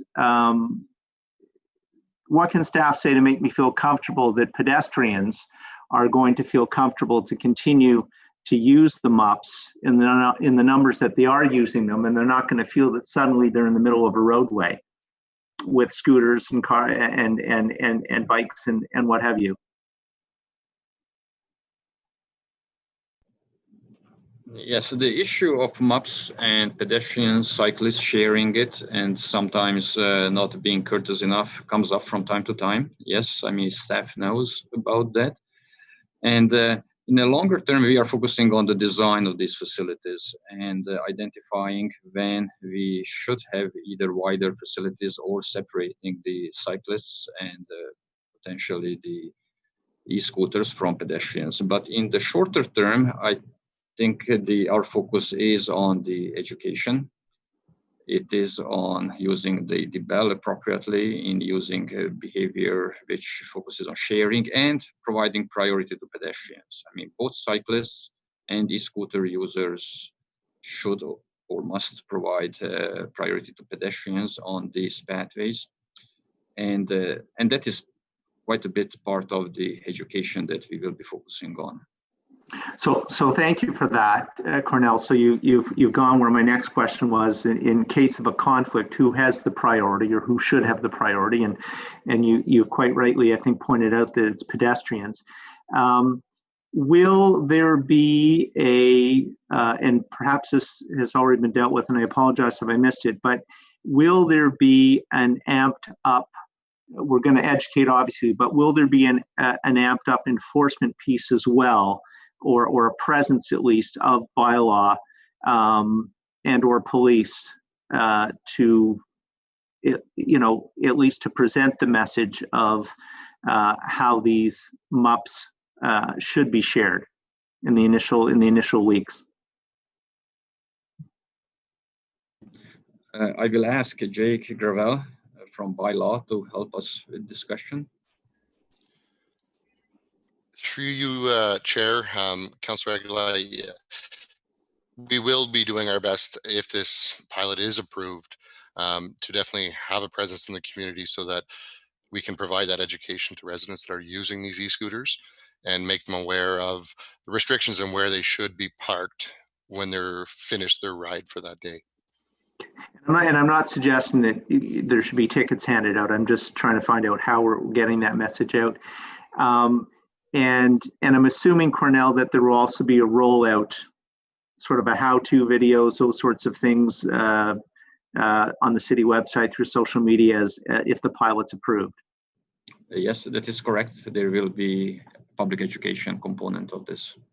Okay, and Mr. Chair, this question is actually for Councillor Luoff in his role as the liaison with the disability community in Ottawa, and I'm wondering if he could comment on how the committee feels in terms of their input into the process, and whether they feel that all the issues that they may have had with adding again an additional vehicle to the transportation system, whether they're satisfied that the precautions are in place for the pilot to go forward.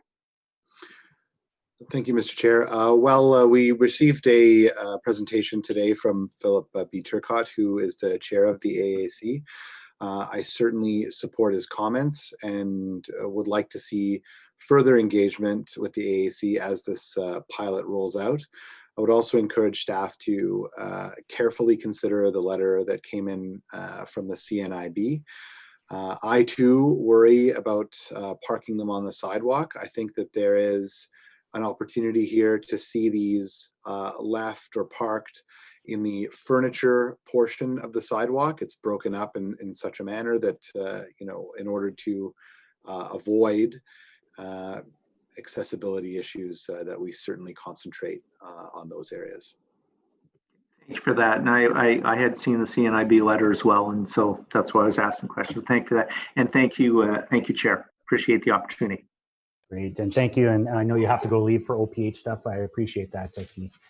So we have a. We're using an acronym, and I wonder for those, including myself, CNIB means what? The Canadian National Institute for the Blind. Thank you. Great, thank you. So we have well, you're actually up, Councillor Fleury, and then we have Vice Chair Leeper, and then Councillor Kavanaugh. Merci, Monsieur le Président. I do have a bunch of questions. I wonder maybe I can start with asking Kelly to just share the screen. So we've all seen this image of Ottawa.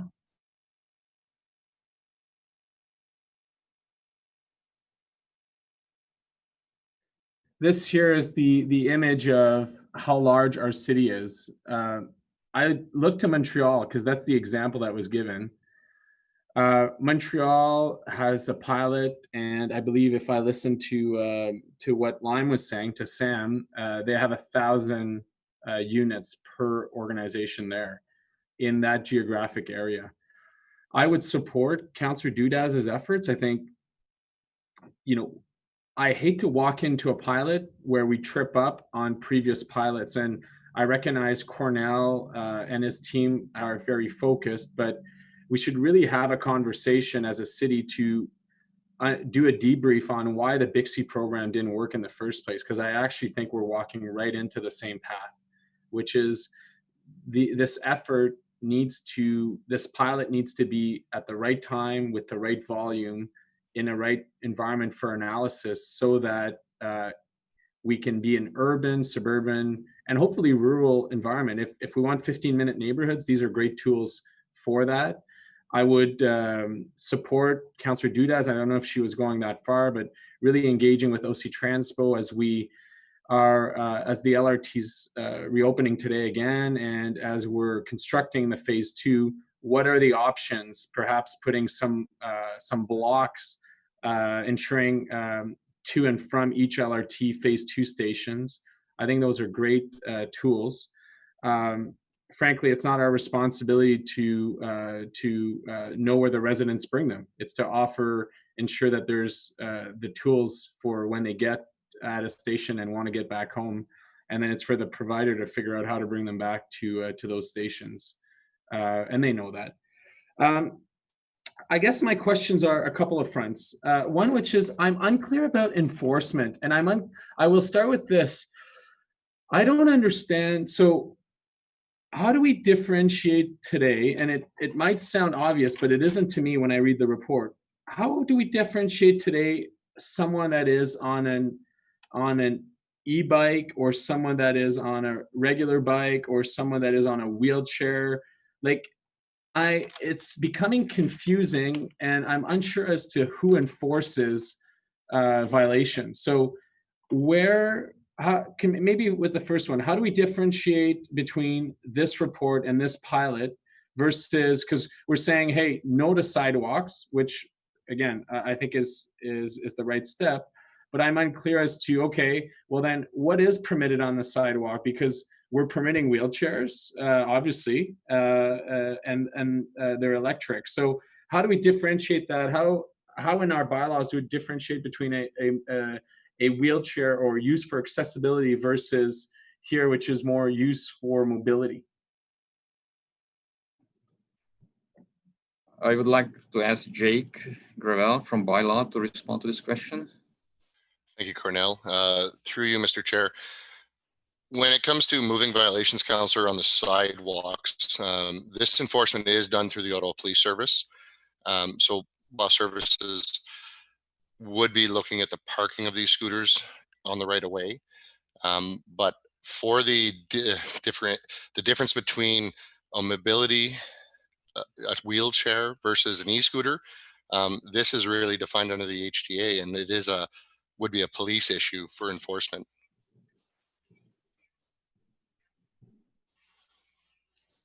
And who would enforce? So if we were to pass the directions today, who would enforce violation to the NCC?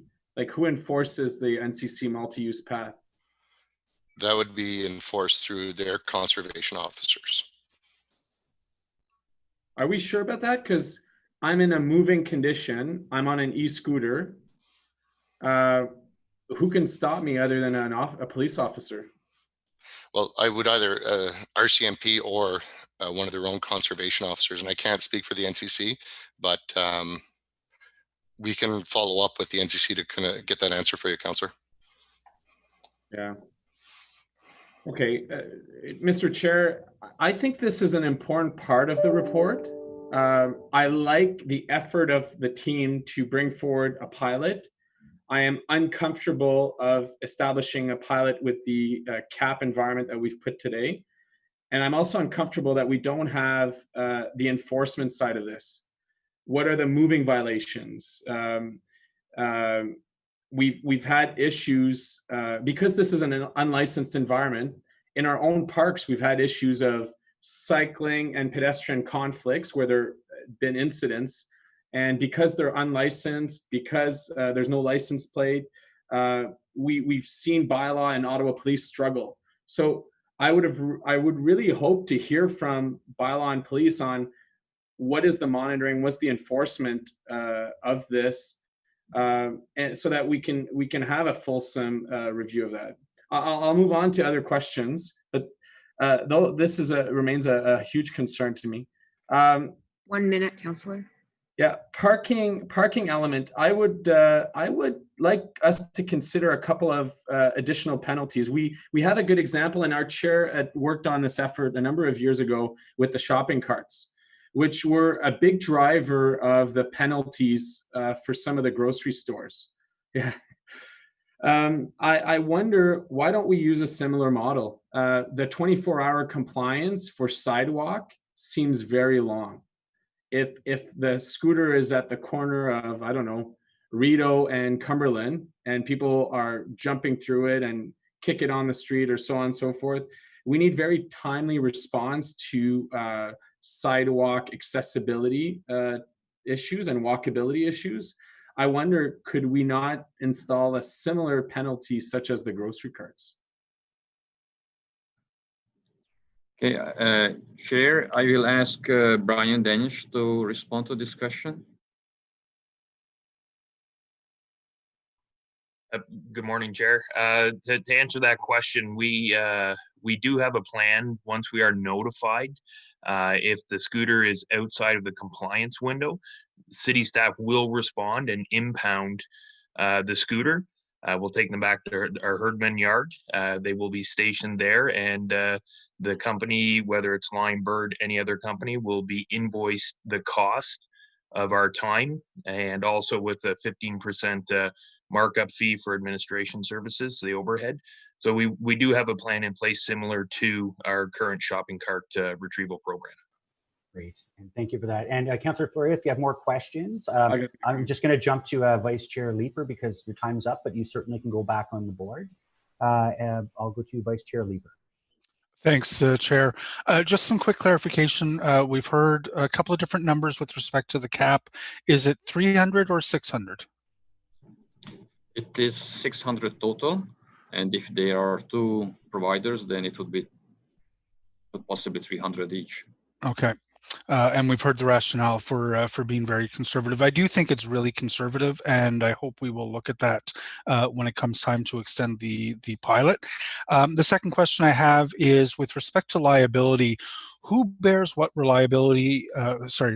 Who bears what liability in the case of a collision between somebody on a scooter, for example, and a pedestrian on a city right-of-way? Maybe legal could weigh in. Okay, I would like to ask Diana to respond to this question. Through you to the chair, we would like our colleagues in legal to answer this question. Yes, Mr. Chair. In terms of liability, it might depend on the various factors that cause the collision itself. Certainly with the shared providers, there are standard indemnification and insurance provisions in those agreements that should protect the city. But again, it'll be a very fact-specific scenario. Okay. As part of running these businesses in our city, we have explicit requirements for that indemnification. That's correct. It's the city's standard provisions that will apply. Fantastic. And maybe legal can stay on the line for just a moment. My third question is around the point that was raised. I'm sorry, I've forgotten his name with the Accessibility Committee. Anyways, Mr. Turcotte. Thank you very much. Mr. Turcotte raised the possibility of adding to this bylaw with another clause or category of violation, which would be operating a scooter, an e-scooter, in a fashion that presents a barrier to accessibility. How pragmatic could that be in terms of adding to this bylaw? Well, there are currently provisions that prohibit, leaving or obstructing the sidewalks. So we can certainly look at that, and we can consult back with staff to determine if adding a specific provision to that effect may be more helpful. Okay, that's something I may want to explore with committee members over the course of the next couple of weeks before this comes to council. Just one more tool that we would have. A question for, I guess, both bylaw and for legal. If we don't allow e-scooters in the city's right-of-way, which, if I understand where we're coming from right now, is something that the province has said you can if you create a regulatory regime for it. Do we anticipate that very many people like me are going to be going out and buying these? And what would happen if somebody purchased one of these and rode it on the road to get back and forth to the LRT station if we don't create a regulatory regime that covers e-scooters? Is that a violation? I can certainly answer that question. So, Mr. Chair, it would be a violation of the city's traffic and parking bylaw because it's not a vehicle that's allowed on the road currently. Okay. And I don't know how popular these are going to become. And then my final question, Chair, is, we're talking about micromobility devices here, which is something that we want to think about in terms of a broader conversation as we're going through our transportation master plan. How are people going to make short trips in a way that is easier and that provides an alternative to walking? Certainly, I'm anticipating that I'll use an e-scooter similarly to what I would use a bike as. I bike to the LRT station because it's just a little too far to always be comfortable walk. I bring my bike on the LRT, and then I get, not during peak, and then I finish my trip with my bike. Scooters are an even less impactful device. You can fold them up if you hop on the train. It's going to take a lot less space than a cyclist would have. I've got a particularly big bike. My hope would be that the Transit Commission will pay some attention to modifying the bylaw so that we treat these devices as we currently treat bikes in an effort to spur these short trips to increase ridership on the LRT. It's very different taking your bike or maybe an e-scooter to an LRT station that is 2 kilometers away compared to taking a bus to get to an LRT station that is 2 kilometers away. And I think we want to encourage those kind of more sensitive uses of micromobility devices. Chair, that's all I have. Thank you. Great, thank you for that. We have Councillor Fleury back on deck. Yes, it is an interesting subject. I want to thank Councillor Leeper for those questions to legal. I want to go back to it for a second. So if there's a pedestrian and a cyclist that hit each other in a park, is it bylaw is it a claim by an individual to the city? Is it bylaw that enforces because it was a moving violation, or is it Ottawa Police?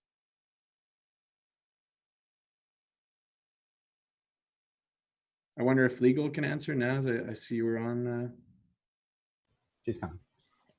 I would imagine if it's happening in a park, Mr. Chair, that it would be bylaw services. And again, depending on the cause of the collision, often these are multifaceted. So again, it would be a very fact-specific scenario. Jake, could you comment? Through you, Mr. Chair. I think at this point, Councillor, would really depend on that situation. Firstly, if that e-scooter was being used appropriately, but just to be clear, I'm going a bit broader. I recognize the reports on e-scooters, but I've seen issues. Today, what I'm trying to highlight is we don't have Ottawa Police here. And bylaw does not enforce moving violations. Under the Highway Traffic Act, it's entirely responded by the police.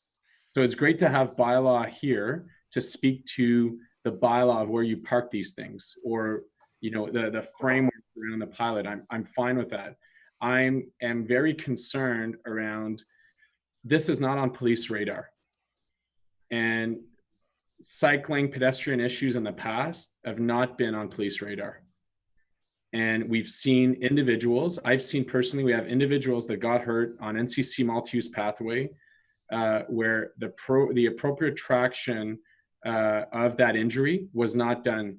So individuals don't know who hit them, and weren't able to pursue and get the appropriate claims into the insurance because of it. And I wonder, Councillor Leeper is quite right, the same risk exists today, or the risk is lower for e-scooters as it relates to the use of, where you could cycle. I get that. But I think we have to be cognizant of this e-scooter is parked on a sidewalk.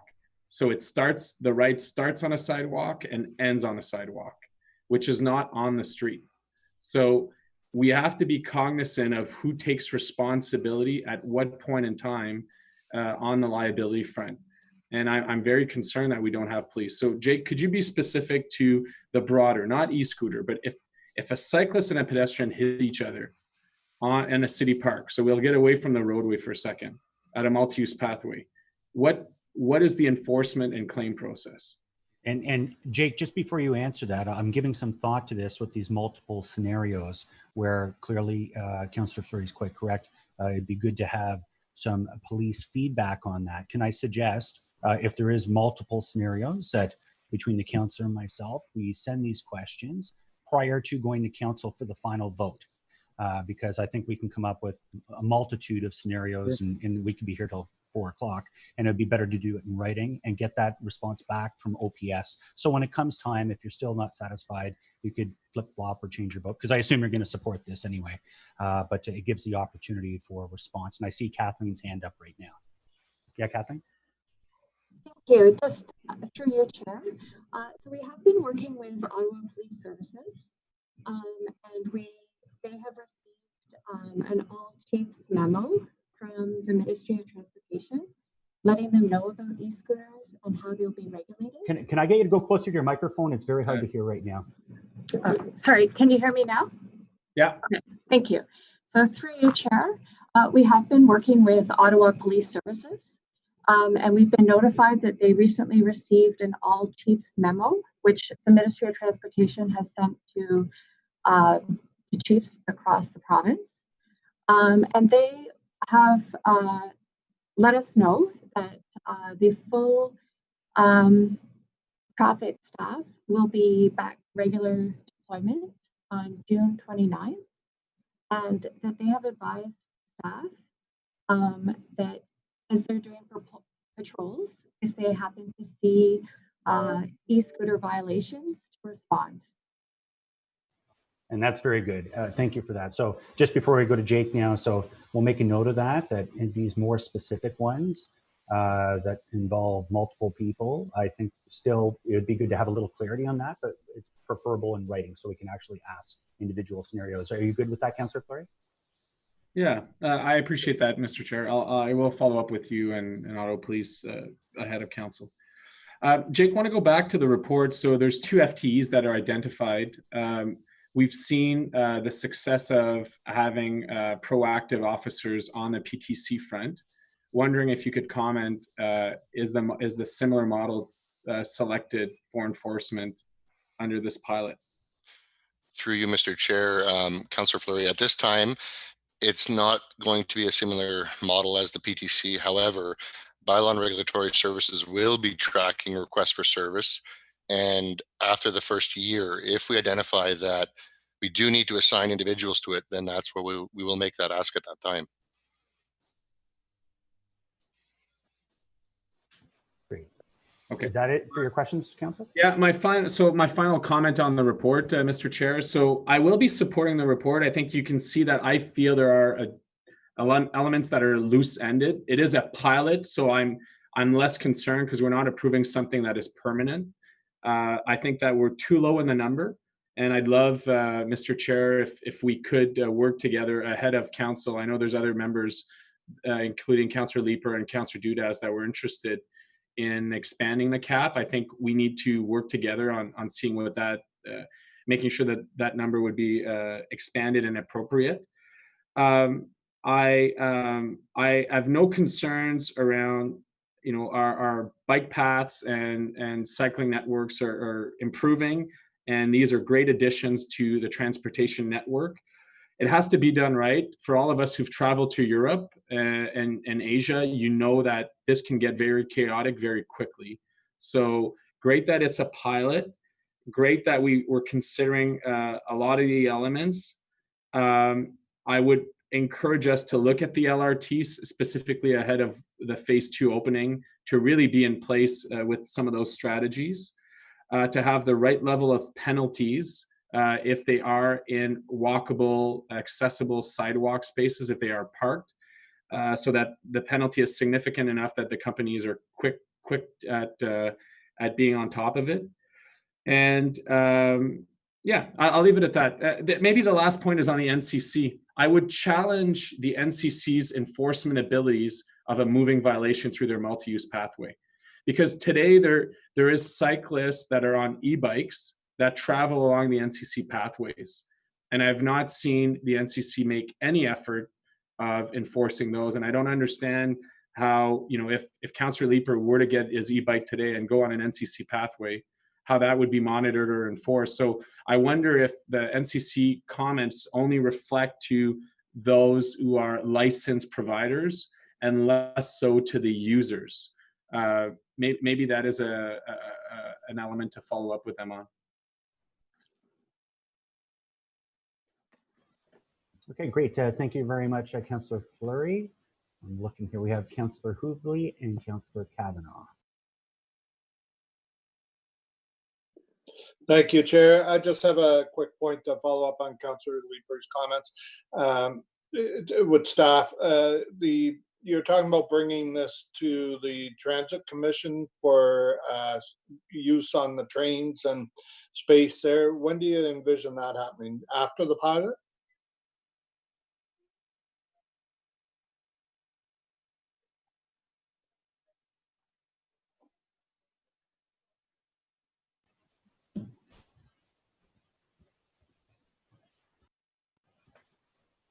Is somebody going to answer?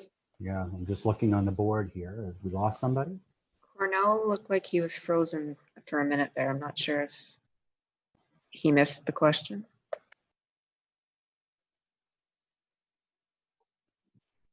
Okay, I would like to ask Pat Scrimger to respond to that question about the scooters on LRT.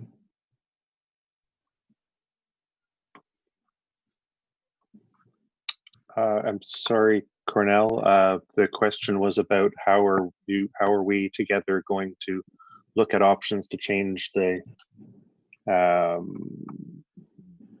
regulations on what vehicles can be carried or brought on board transit. It was about timing. It wasn't about the practicality.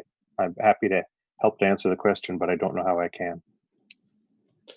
Okay, so Pat, what I'm wondering is, as Councillor Leeper alluded to, some changes needed at the Transit Commission with regards to bringing scooters onto the trains and use them, because he's right. It makes a lot of sense that it would take less space than a bike, and it is all about that last mile, first or last mile. So is there something we need to do to facilitate this pilot at the Transit Commission, or is the plan to wait till after the pilot?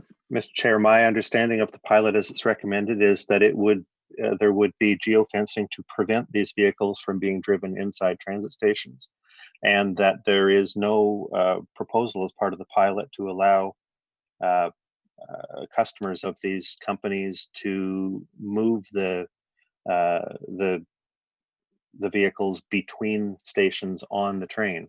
I think legal could comment if a privately owned scooter is brought on board, does it qualify as a bicycle under provincial law? If it is folded up and carried, as I believe Councillor Leeper mentioned, is it then a vehicle, or is it just hand luggage at that point?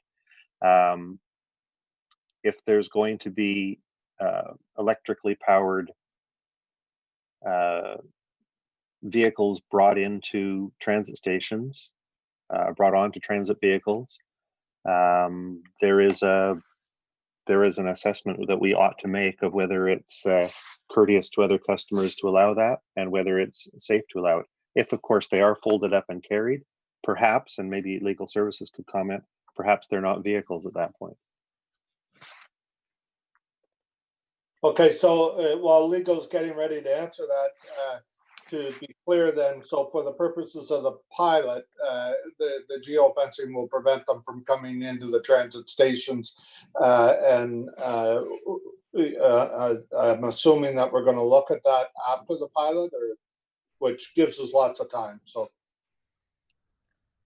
I think so. I think Cornell and Vivi could probably comment on what they expect that they would be monitoring and recommending as a result of the pilot. I mean, we will be following the travel patterns of people and see what percentage is going to transit. And in terms of the shared scooters, I mean, we are expecting actually that there will be some disadvantage of taking them on the train because it's adding to the time of the charge time for the scooters, but that's the different situation for the privately owned scooters.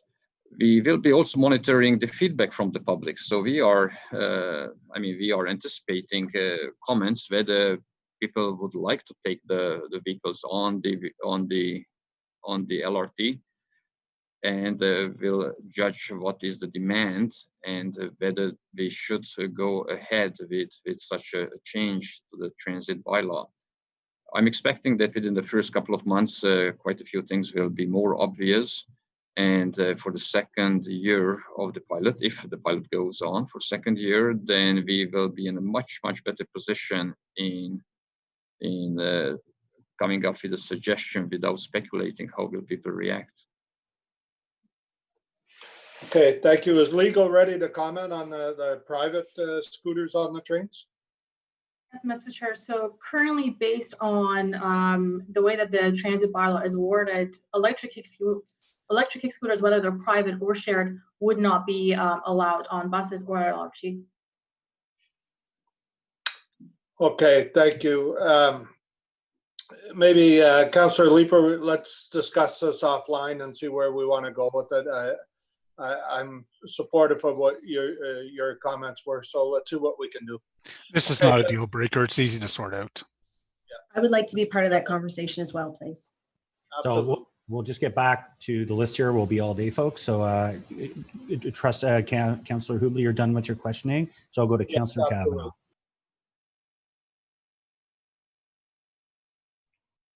Thank you very much. Many of my questions were asked by Councillor Fleury, but one of the things that I'd like to know, because currently I deal mostly with NCC paths, ironically, so it won't be applicable. And it's interesting how this whole geofencing works, but so I guess they're not going to be in the area for us. But I just want to know, in terms of the overall messaging, what is the timing on getting messaging out in terms of safety? Because I don't see it unique to these e-scooters. I think we still have to do a lot of education on cyclists, on MUPs. MUPs are just inherently dangerous when we're mixing pedestrians with cyclists and other vehicles. So is it possible that we can start ramping up our courtesy system to get people to be more courteous on MUPs in general as soon as possible, notwithstanding this e-scooter?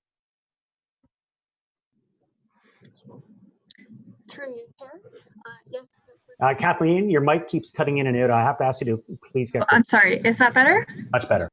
Okay, sorry about that. Councillor Kavanaugh, yes, we can. Our plan is to begin planning for the messaging should this report pass immediately, and we can certainly tie it in with larger messages more comprehensive messages about generally being courteous on moms. Thank you. I appreciate that. And I hope our NCC partners will cooperate on that, because it's mostly their paths that we get the complaints on. But we're left to doing the educating. So I hope they'll contribute somehow. We do have a major problem on that, which is, makes it harder to sell the e-scooter when they're not happy with the cyclists at the moment, who are not courteous, i.e. don't ring their bells, etc. So I think we need to do a lot of education on that, and I would encourage that to be as soon as possible. Thank you. Great, thank you for that. I think we've had a real fulsome discussion on this item. I will note, since there's no more questions, first of all, I've had a lot of comments from council colleagues about the number and the cap. I'm half inclined, I'm not a specialist in this field. I trust their staff do a tremendous job.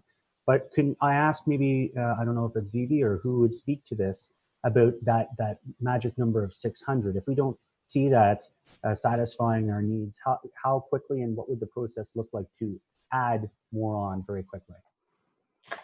Oh, Chair, I think we're very flexible. If this is a huge success and everybody's using the scooters in a courteous way and parking in the right spot and everybody's happy with it, of course, we will be very open to increasing that. What we heard from Lime and Bird Canada today, they want this to be a success in Ottawa. And I trust and I believe that they will do everything they can to make sure that wayward scooters are not in the way of pedestrians. And we will work with them to make this pilot be a success. And of course, we're very open to increasing the number. But let's start with the 600 for now. It seems like a good number. And I know that the service providers use that number as part of their business planning. So let's have a look. And this is a pilot after all. Thank you. Fair enough. I appreciate that. And I want to ensure success as well. And I think all of our councillor colleagues have said that as well. So just, Vivi, forgive me to go back to it again. If we wanted to, let's say all 600 are being used, we're having wild success, would we have to go back through committee and back through council, which could take, it takes a month or two in the COVID world, to be able to add more on? Or is this something that staff will have full authority to be able to say, we're adding on 200 more? Through direction of this committee, perhaps we can take that on and not have to come back. I'm looking around, and based on some of the emails I'm seeing, I think that might be something of value, because we want to continue the success. And again, I'm just looking around. Maybe if you use your thumb, if you're good with that, maybe we can put that into something that staff will have that opportunity to be able to expand those numbers on their own instead of having to come all the way back. And good, I see thumbs up. Yeah, lots of, yeah. Okay, great, good. I like that. Consensus. Sorry, I'm also reminded that I just recall the report also mentions about being able to expand it as well. So, oh, good. All right, we should have led with that. We could have saved an hour. All right, so on that note, I do want to point out a couple other things. First of all, the province, just to reiterate, the province is the one that actually wanted us to go ahead with this project. Is that correct?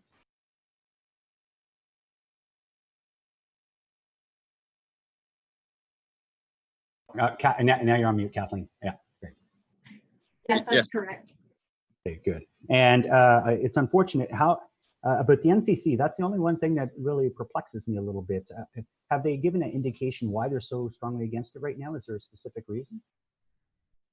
We had lots of discussions with the NCC, and their current regulation does not allow the e-scooters, and they have to change it. I mean, they are allowing muscular power vehicles only on their pathways, and I mean they have some concerns, but actually it's a decision that they will have to make. I mean, they said that they are not just ready at the moment, but I mean they are talking about it. So it's possible that when they see the success of the city's pilot, that the decision for them will be much easier. Okay, and that's fair. So maybe Jeff and I will grab Toby and we'll go for a scoot and convince him otherwise. When it comes to, I'm happy to hear, our shopping cart thing that we did many years ago, and I was called the shopping cart king for quite a while, is actually going to help on that front. So that was a great question. I appreciate that. And again, if we can loop back on the enforcement aspect before council, I'd appreciate that. So We've gotten through all our questioning. I want to thank all the staff. We do have amending technical motion that Vice Chair Leeper is going to move right now. Thanks, Chair. So whereas the staff report on Ottawa's electric kick scooter strategy and pilot project listed as item 2 on today's Transportation Committee agenda includes 9 supporting documents, and whereas draft versions of document 3 and document 5 were unintentionally included with the Transportation Committee agenda distributed on May 25th, 2020, and whereas revised versions of documents 3 and 5 were distributed to Council and posted to ottawa.ca on May 29th, 2020, therefore be it resolved the Transportation Committee approve the documents 3 and 5 be replaced with the revised documents 3 and 5 and included in the report to Council.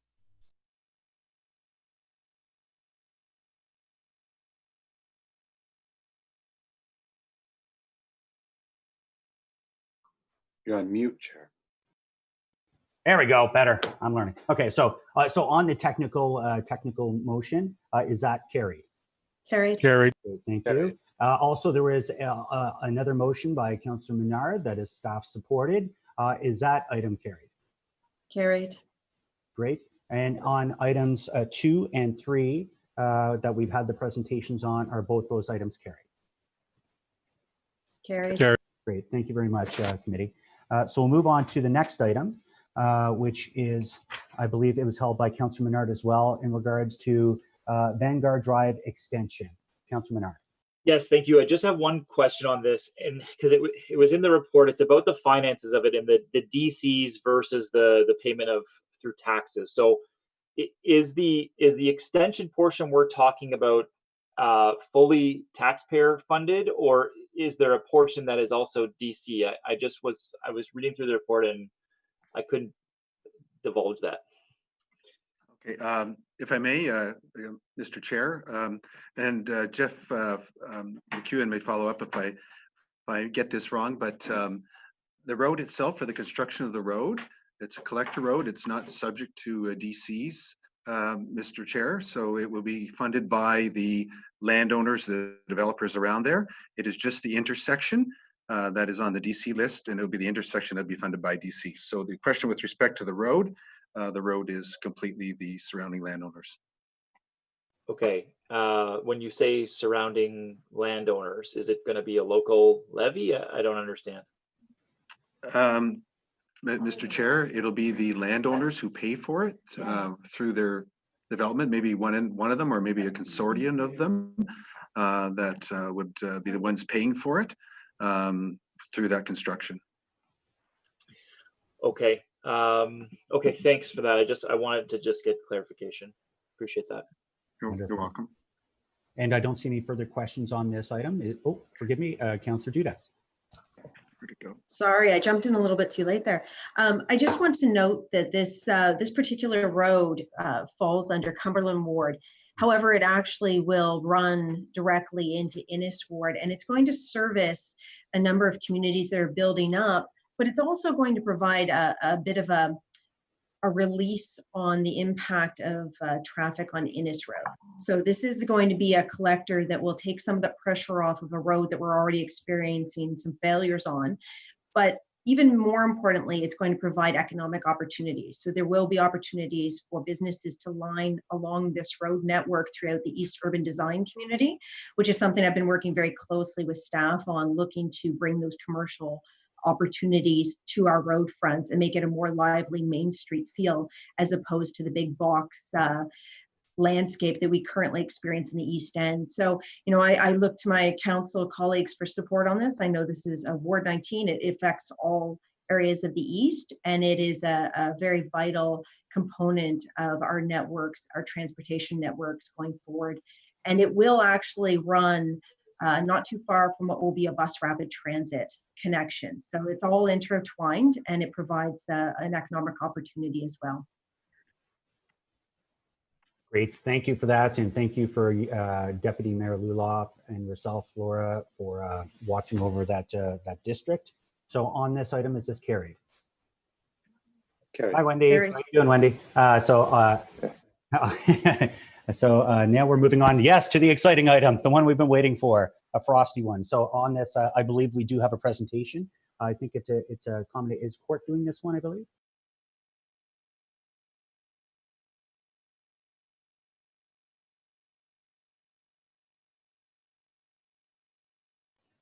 We'll just take a minute as we get our presentation ready here.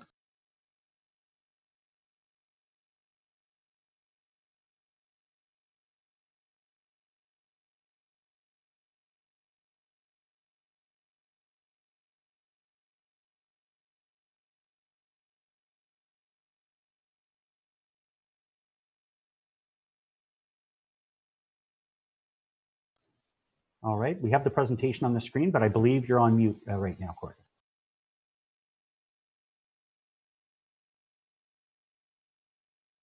We're just having some technical difficulties. It'll just be a minute. Okay, sounds good.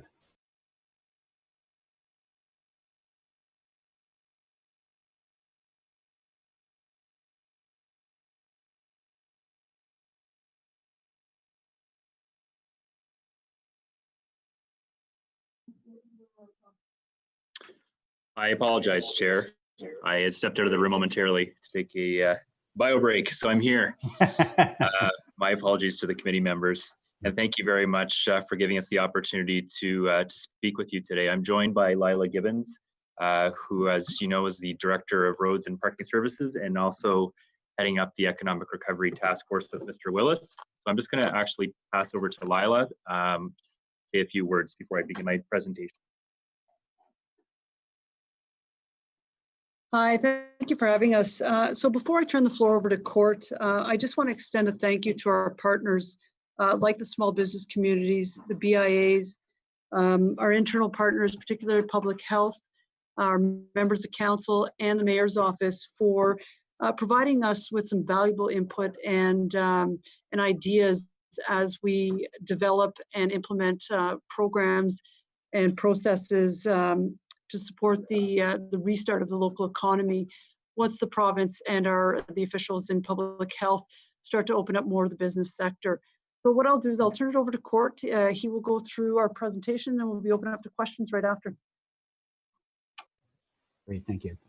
Great, thanks, Lila. I'm also joined by Melanie Knight, who's our Program Manager of Public Realm and Urban Design, who has custody of the city's patio program. So next slide, please, Kelly. So on the slide, Chair and members of Council, are some very important stats that have been provided by our economic development colleagues, really demonstrating the importance of the restaurant and small business retail sector in Ottawa.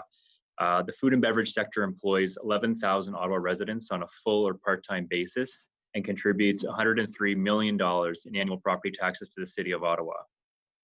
We also have a very strong small business food and drinking service sector that's a subset of this, which is totaling about 1,800 restaurants that have 1 to 50 employees. There are also about 3,500 retail establishments in Ottawa that employ 63,000 people. So this is all fresh data we've got from both Ottawa Tourism or from our colleagues over at Ernst & Young that demonstrates the importance of these two sectors. Next slide, please. So the objectives and why we're before you today on a expedited fashion really is coming out of that council meeting of last week, where council tasked staff through the mayor's economic task force, through working out through Ecobia and through the ways and means that Lila mentioned, to look at ways that we can redouble our efforts, provide support to our small business and retail sector and our restaurant sector, in anticipation of provincial restrictions being gradually loosened over the coming weeks. Really, the objectives are fourfold. One is to assist businesses to accommodate physical distancing requirements. That's our first and foremost objective.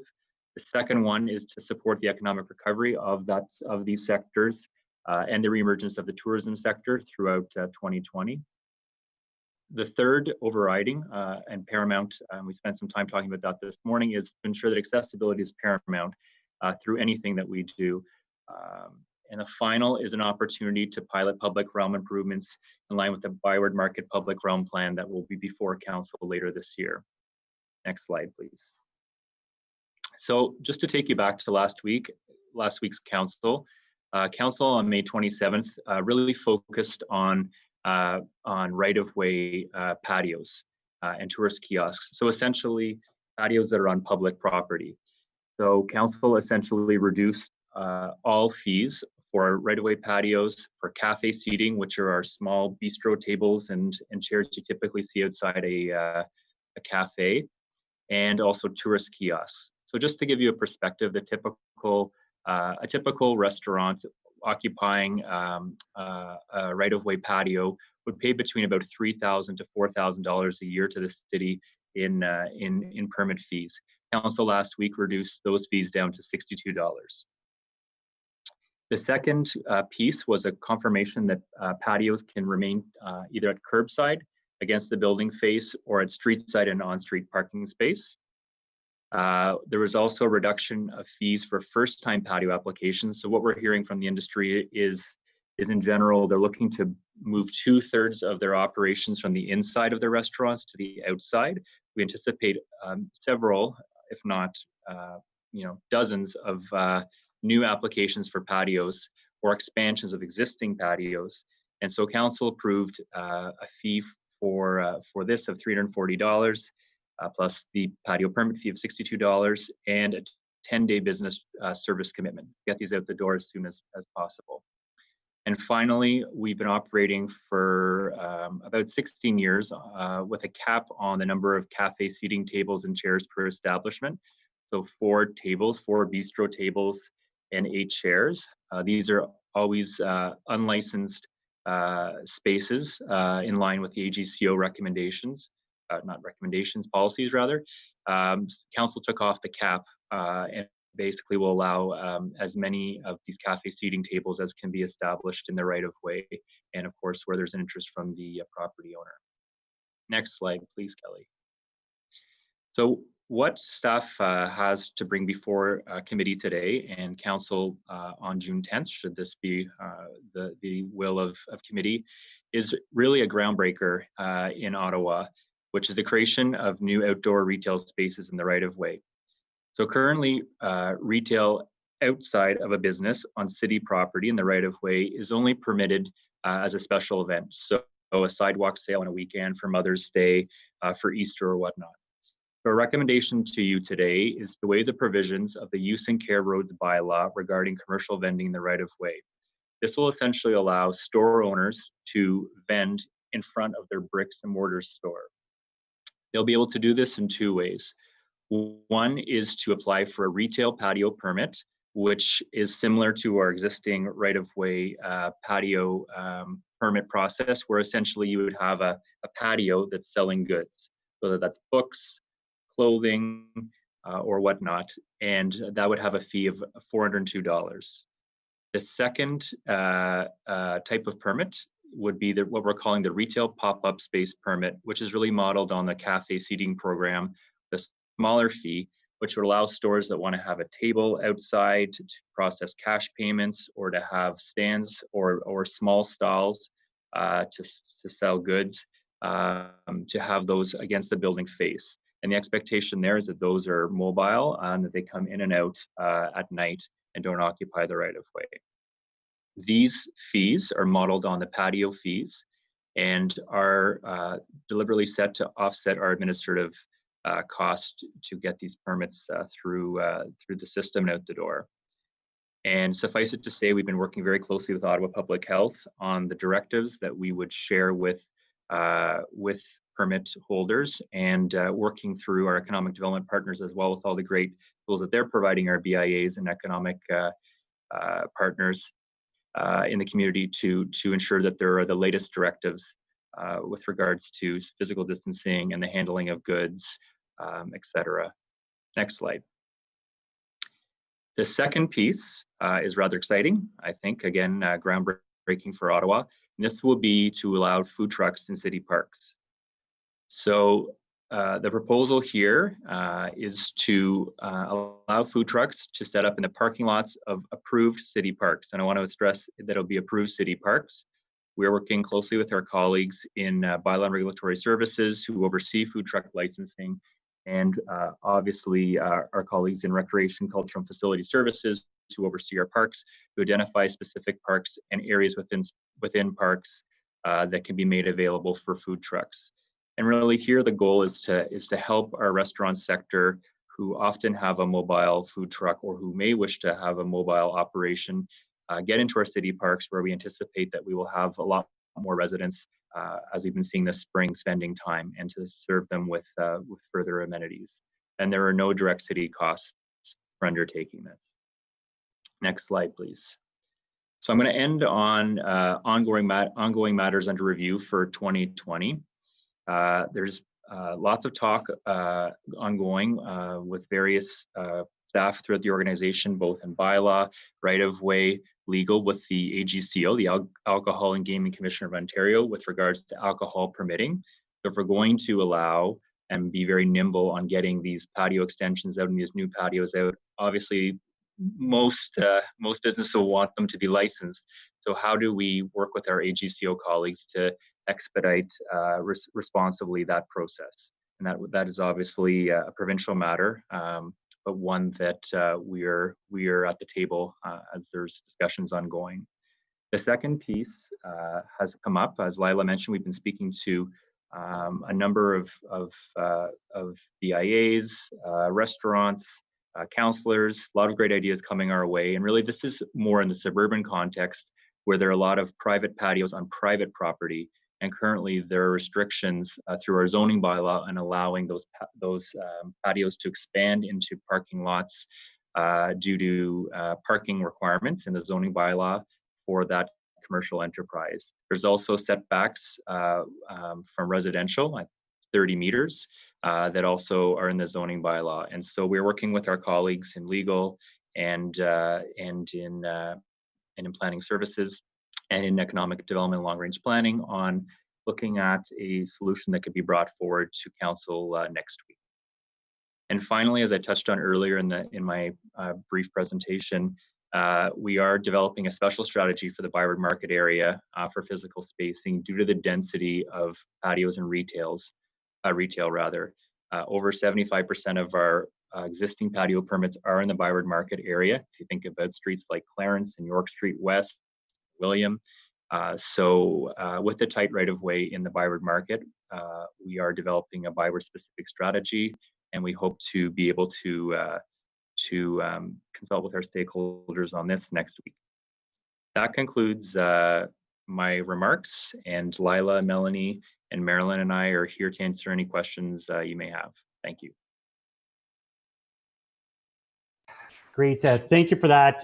Very exciting stuff. The food truck element, I think, is one of the more neat aspects during COVID times. And just before I go to questions from councillors to staff, I really appreciate the hard work, Lila, Court. You guys have put a lot of work in, a lot of research in a very short window of time. And certainly I envision myself grabbing I don't know, maybe there's a taco truck out there at my local park and hanging out because let's face it, it's going to be a lot of staycation this year. At this point, I'm going to go to questions from committee members first. So I'll go to, I think, forgive me, I got three on deck here. I got Councillor Eli Alshantiri, Councillor Leeper, Vice Chair Leeper, and Councillor Menard. I'm going to go to, I think it was Leeper that had his hand up first. Forgive me if I'm wrong, don't hurt me. I'll go to Vice Chair Leeper. Thanks, Chair. Do you want the motion on the table at this point? Great, yes. Can we have that on the screen if we could, please? Thank you.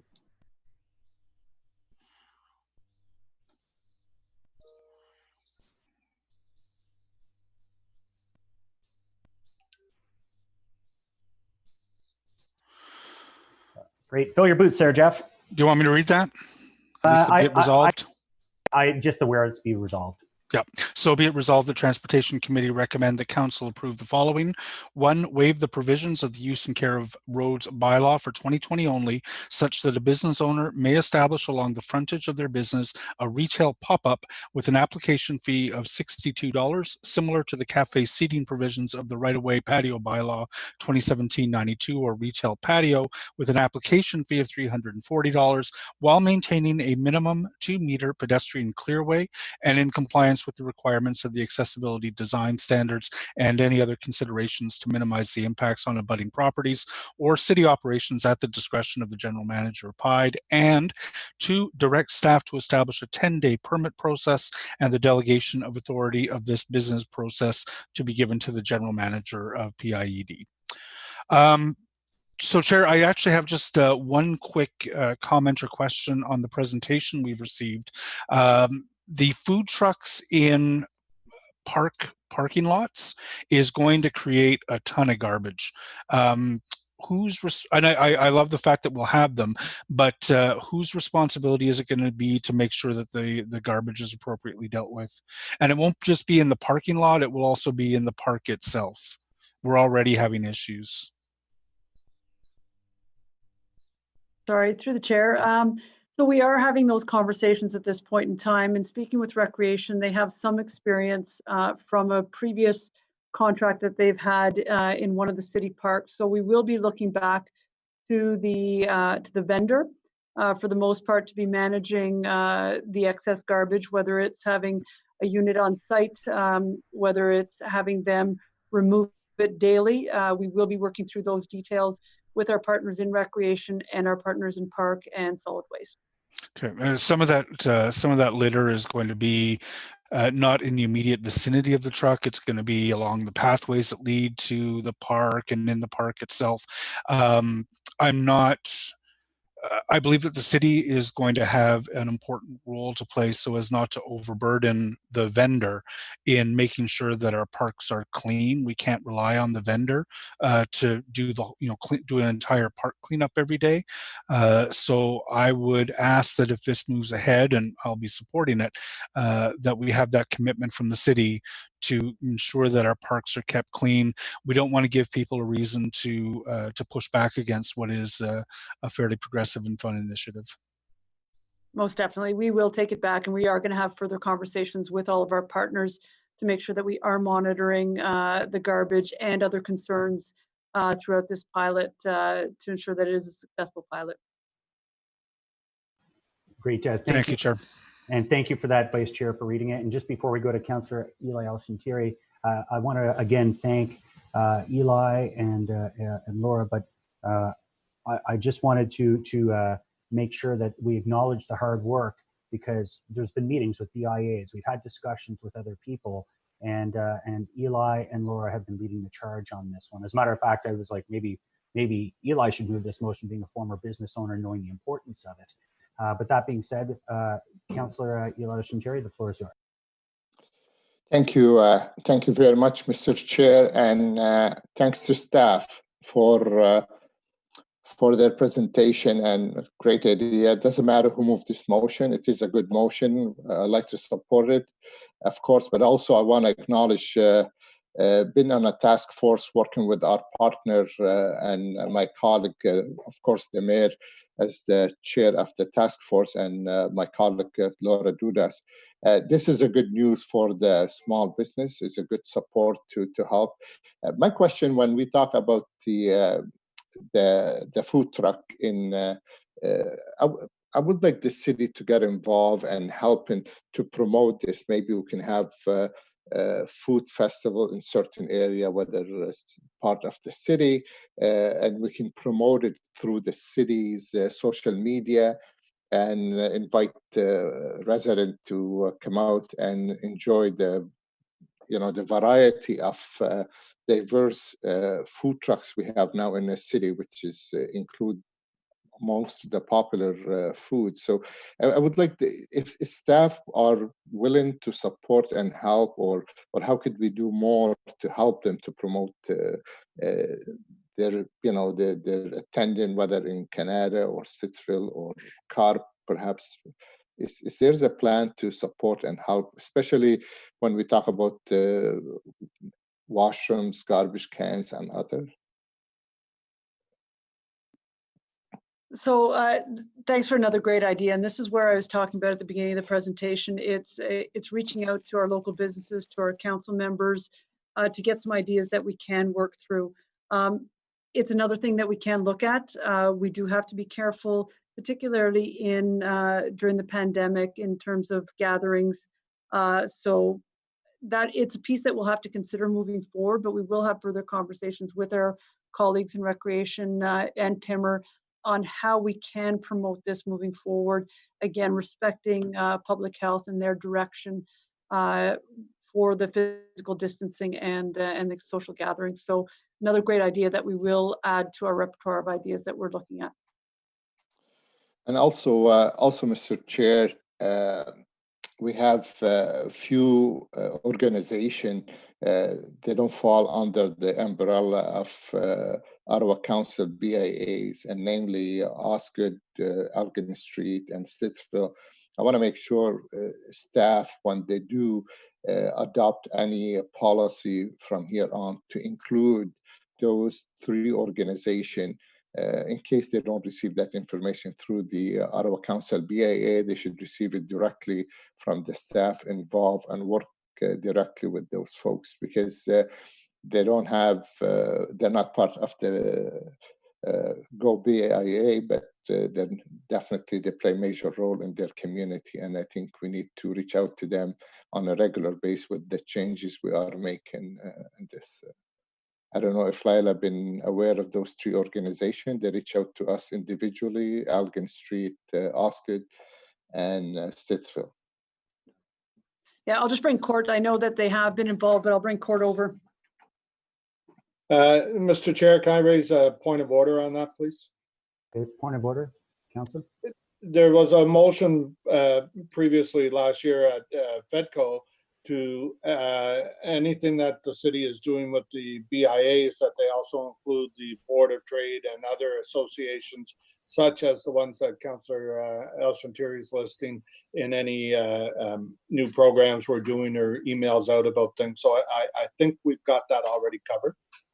Thank you, Mr. Chair. Okay, I see a lot of nodding of heads. Maybe I'll get staff to comment on that. Yes, Chair. Certainly we are working with Ecobia, but as Councillor Hubley referenced, we are sharing all this information through our colleagues in economic development with all other business organizations in Ottawa. And quite frankly, a number of our permit holders in right-of-way, my area, don't either participate in a BIA or aren't part of a BIA zone. And so we're also going directly to our permit holders wherever they are in Ottawa with this information. And we'll have all of this information as well on ottawa.ca. Excellent. Okay, thank you, Court. Mr. Chair, with your permission, I know this motion was moved by the mayor and yourself on council, and now it's been by vice chair. I would recommend this motion moved by myself and second by Councillor Dudas, as the two councillors represent the task force on economic recovery, and should go to council with both our councillors' name on it. Vice Chair Leeper, can I get a thumbs up? Is that okay with you? Yeah, sure. I'll withdraw the motion and allow Councillor El-Shantiri no, you don't to have move to forward. I think we're just changing. We're changing the name, and thank you. Let's. I appreciate that, and that's why Eli, I was acknowledging the hard work of Laura and yourself.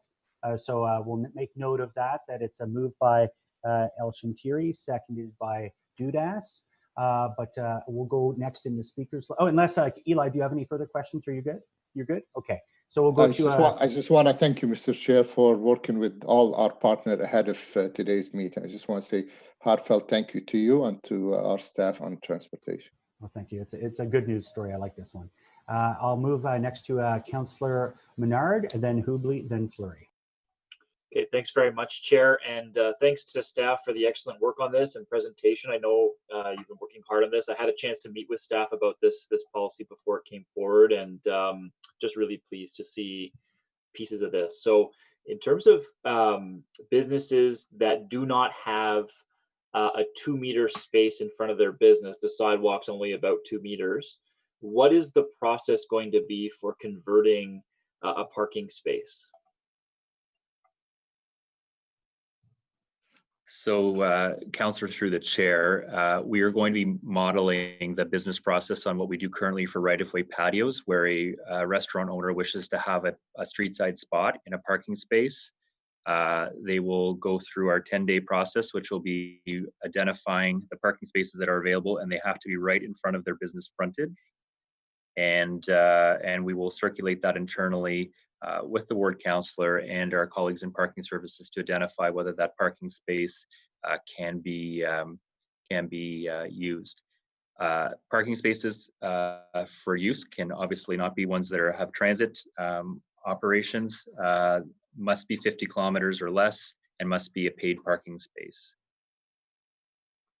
Okay, when you say transit operations, you just mean the hours that transit is operating there? Because obviously we have parking on streets that also have transit. There's the two lanes, right? Correct. Yeah. For clarity, I apologize. I meant where there's a bus that actually uses that lane off peak or on peak. Off or on peak. Okay. Yeah. Okay. That's interesting. Thanks. I think it's important. Yeah, the councillors involved. Obviously, if there's going to be a suggestion for a parking space conversion, directly in front of the business, some businesses they share a parking space as well. So one may want it, the other may not, and I just foresee a couple of conflicts there. So if it can be shared with the councillor, I think that would be important. The other concern obviously is around making sure we have physical distancing in place so that if there is a lane conversion in parking spaces, where that patio goes, how large it can be, whether it's right beside the hydro pole, for example, if there's hydro poles on that street, or beside the parking meter, pay meter, that would also be a consideration is how large it can be. So I wouldn't want to have a one size fits all for this. It's important that those micro considerations, Court, are really important in all of this. Where exactly goes, how large it would be, and the hours of operation for it, particularly for patios. That's all going to be extremely important. So is there flexibility on those items?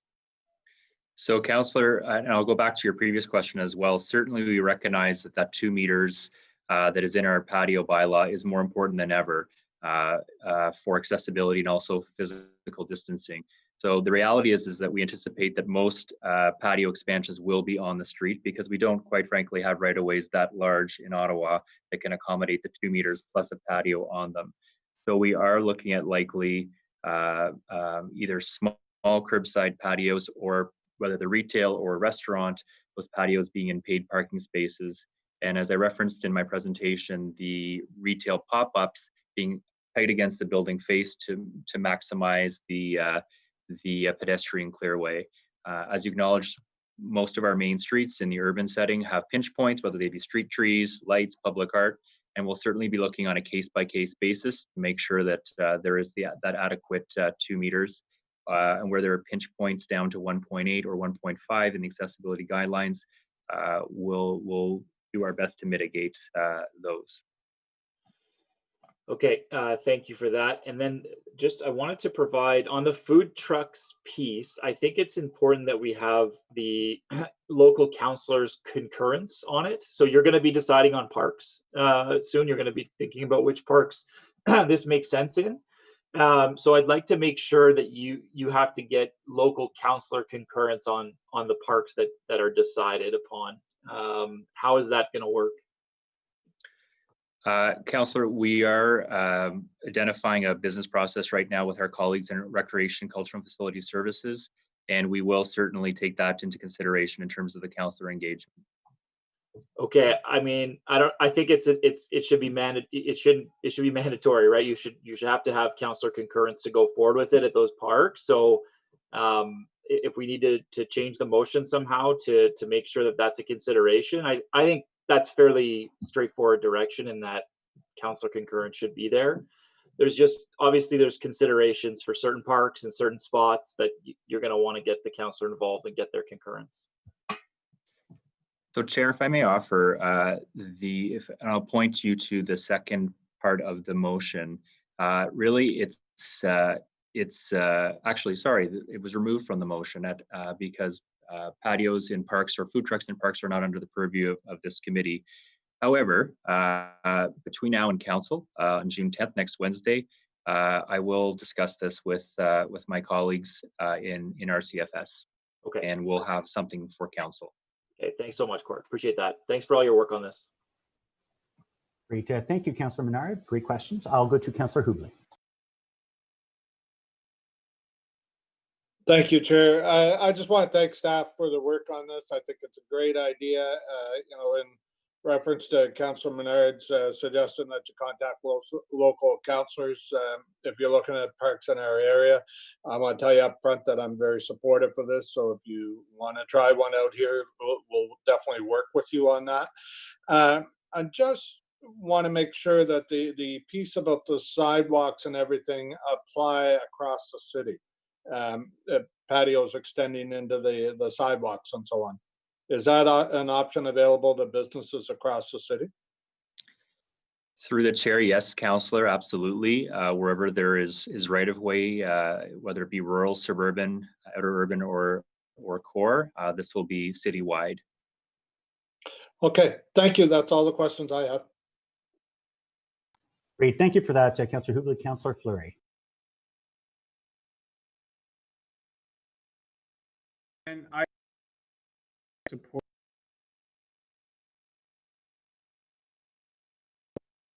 Hey, here we go. I too am very supportive of the report. I want to thank Court and his entire team for their effort. Want to put to public record, so we did get an official letter from the Byward BIA last week requesting that the city review what click and collect, what extended patios, and what street closures could look like in the market. So glad to see the specifics of the Byward market in the report, and looking forward to Court and his team's analysis of this area. But I wanted to proactively disclose the requests we received from the BIA, and we're working with all of them. This is a good example of us ensuring we have the right structure in place, yet demonstrating to be very quick and responsive to evolving situations. I had to, and I really appreciated the chat with the team yesterday. Maybe for, again, the record, I've been part of the debate, and this goes back to Rainer Blois and Councillor Holmes' days when the proximity to residential really became political. And want to highlight the core of the issue around proximity to residential. I have no concern with the staff approach, although if it is delegated to staff, I want to make sure that on those patios that are near residential, that there is no noise amplification, that it be speakers, that it be TVs. In those areas where we do have right-of-way, we have different structures, but by the proximity of residential, not to trip up on local issues versus business interest, I think it's important to allow the patio, but to add those restrictions, because as you have music on a patio, the noise level increases, and then people speak louder than that. So if right off the base, those who do not have them in the first place, but could benefit from them and are within really close to residential, if we were to start off the bat very proactively and just say, look, no TVs, no speakers on or projected on the space, then I think we reduce the concerns that neighbors might have. So maybe just a staff comment on that, and then I'll be done, Mr. Chair.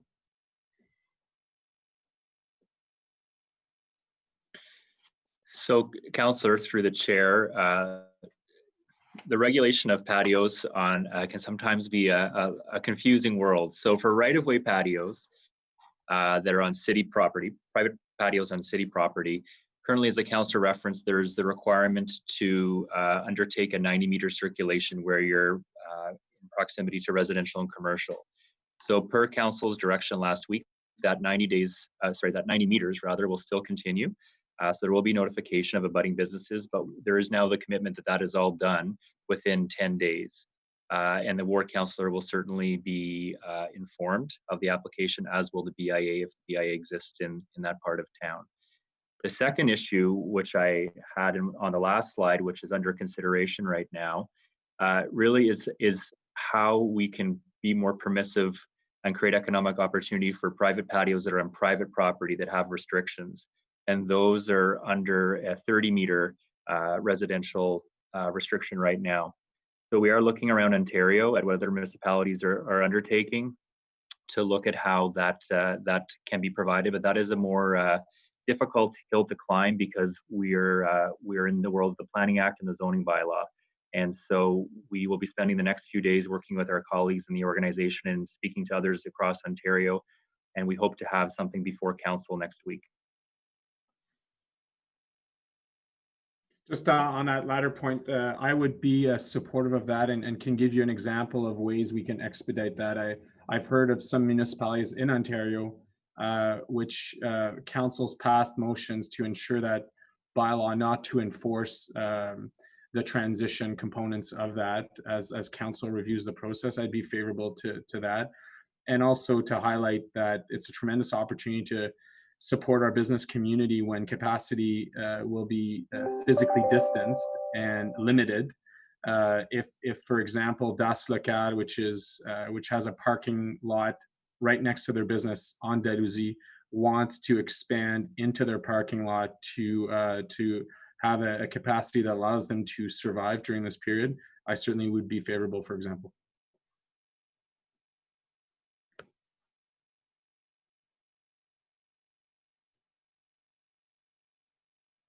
You're muted, Mr. Chair. There we go. All right. So thank you for those supportive words. I'll move on to Councillor DeRuse.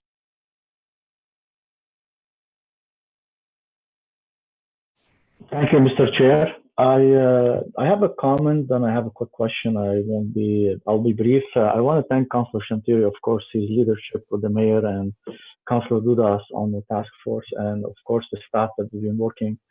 And this is, Councillor Fleury mentioned that it shows how fast our city is reacting to COVID-19, and we're really breaking the red tape and making our city and our market and our parks accessible for the consequences that what we're dealing with right now. And this is I'm very happy to support this, and I know there's been lots of work been happening, and I know that the chair, Turney, you've been working very hard also behind the scene. I just have a question, and I'm very welcoming this good idea about the trucks in parks and things like that. And I know that, Court, you mentioned that you will be notifying the councillor, and I know Councillor Hubley and Eli has been talking about specifically in Osgood. I know that Osgood World Business Association, they are the BIA kind of in our area because we do not have BIA. And can we have a confirmation from your team that we will be notified as my office and the Osgood World Business Association as a BIA in our community? Yes, Councillor, appreciate your kind words. Through the chair, as you can appreciate, we've put together these proposals, as you referenced, rather quickly in the last 4 days. So we haven't quite worked through the mechanics of the food trucks and park piece yet, but certainly we can commit today that ward councillors would be notified, as would any BIA within that parks zone. Thank you very much. I really appreciate it, and thank you, Mr. Chair. That's all my what I have. Thank you very much, Councillor DeRuse. I'm looking on the list. There's no more speakers. I did want to just make a couple of quick points. I want to, thank Mayor Watson for wanting to cut red tape. I mean, we're typically known as a city that's a bit of a sleepy hollow, but this shows that we're more progressive on this front. I've spoken to a few businesses that are really desperate for help, and one of them is a certain steakhouse on Elgin Street where they have a private parking lot in the background. And while a lot of our businesses are struggling their way through selling nachos and pizza, unfortunately a steak doesn't travel quite the same. So this would be a big benefit, especially in the COVID times where some people are still rather nervous about going inside of a building, but if they're outside in the open air, they have physical distancing, it really gives that opportunity for that business to stay alive and keep moving along. And again, I did have a quick question about the food wagon types. Do we know how many food wagon types there are in the city? I see some really crazy names like Angry Dragons and Mary Dairy. I see a whole bunch of these ones. Do we know ballpark how many food trucks we have in the city? Sorry, Chair, I don't have that figure on hand, unless my colleague Tanya McCumber is still at the meeting here. I don't think I see her, so we'll get that information for council next week. And that's wonderful, thank you. And I see there's third-party groups like streetfoodapp.com that really shows a map of where all these food wagons could be. And again, this isn't about taking away from brick and mortar. It's actually to create a more holiday experience, because we're going to be doing much more of a staycation here in Ottawa, from what I'm hearing from many families. And there's a lot of places that are doing their part. I've done a lot of Skip and Uber Eats, chicken wings, and you name it, all over the place. But it's nice to have a bit of a variety in the summer. So it'd be nice to see some regional distribution of some of those food wagons in parks that might not be near restaurants. I think we have a really good opportunity here. And I want to thank staff again for the great work on this entire project. I'm very excited about it. And look, this is the last item on the agenda. I for sure thought we'd be calling for a recorded vote on something else. So I'm going to call for a recorded vote on this final item on the agenda today. So Kelly, can you go ahead and proceed with the vote? Councillor Luloff? Yes. Councillor Dudas? Yes. Councillor El Shantiri? Yes. Councillor Fleury? Wait. Councillor Menard? Yes. Councillor Deroux? Yes. Councillor Hubley? Yes. Vice Chair Leeper? Yes. And Chair Tierney? That's a yes. It's unanimous. Carried. Thank you very much on that item, committee members. I will proceed to the final portion of the agenda. I do notice that Sean Menard, Councillor Menard, does have a notice of motion. Did you just want to introduce it? We're not debating it, we're just introducing it today. Yes, thanks very much, Chair. Just give me one moment here. All right, so whereas the City of Ottawa, along with Ontario, Canada, and the world are currently experiencing the COVID-19 pandemic, and whereas this pandemic has witnessed all orders of government put in place emergency measures and guidelines in order to improve the health outcomes of as many residents as possible, and whereas the city, the province, and the country are seeking cooperation from residents to adjust their habits, activities, and lifestyles to align with the guidelines related to physical distancing, and whereas the Ottawa Board of Health has unanimously passed a motion supporting the City of Ottawa to increase the amount of safe, active transportation space outdoors for residents, including when accessing essential services to improve their physical and mental health, while still adhering to all municipal and federal guidelines related to physical distancing. Whereas City Traffic Services reports that traffic volume has decreased, while City Police report traffic speed infractions have increased. And whereas OPH has recognized the need for residents to access essential services and encourage residents to go outside for physical and mental health, whereas the 2019 report from City of Ottawa Planning Infrastructure Economic Development titled The Building Blocks of a Healthy Ottawa emphasizes the connection between active transportation infrastructure and mental and physical well-being, be it resolved that the City of Ottawa enact a plan, Active Ottawa, this summer for cost-effective implementation of greater active transportation network connectivity, expanded road space for active transportation, and safety-enhancing measures which reduce speed and recognize the needs of residents during the COVID-19 pandemic. Thanks, Chair. Great, and thank you very much. And we'll definitely debate that at the next Transportation Committee meeting. I believe we do have an inquiry as well, Kelly? Yeah, yes, Councillor Fleury has an inquiry. Councillor Fleury, please. Yes, and apologize in advance, it has context. Over the summer of 2004, in response to issues associated with the traditional style sidewalk design, specifically minimizing of the roller coaster effect, the ramp style sidewalk design was undertaken at two separate pilot installations representing different site conditions, constraints, and standards. The pilot installations were located on Holland Avenue, standard sidewalk width of 1.8 meter and larger, and on Delaware Avenue, non-standard 1.5 meter exception width. Staff identified a monitoring plan for the two pilot sites to allow for feedback for various users and stakeholders. The monitoring plan was designed to reflect considerations such as accessibility consideration, pedestrian movement, safety, parking, and cycling impacts, traffic operations, maintenance, and vehicular access.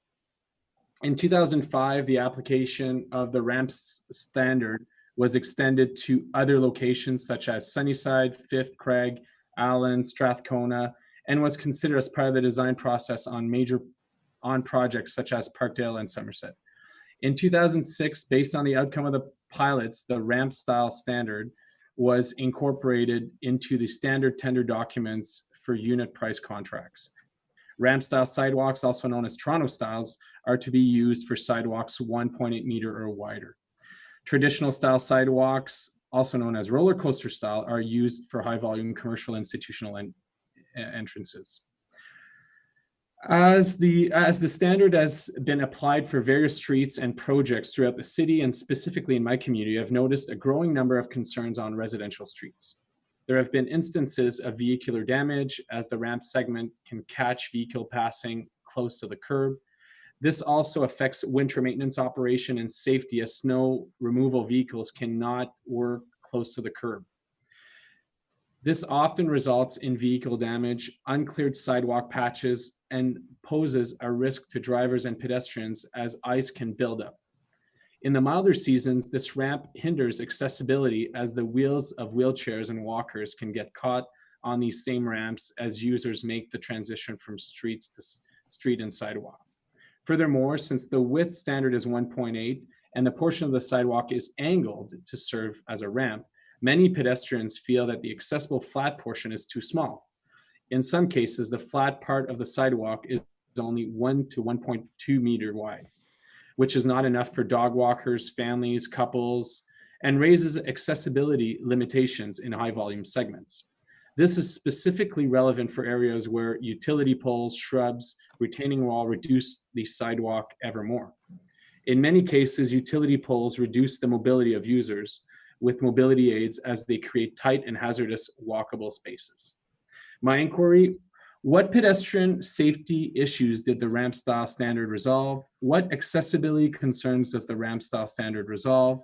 Which disability was advantaged in the ramp style implementation standard? How were users with accessibility concerns engaged?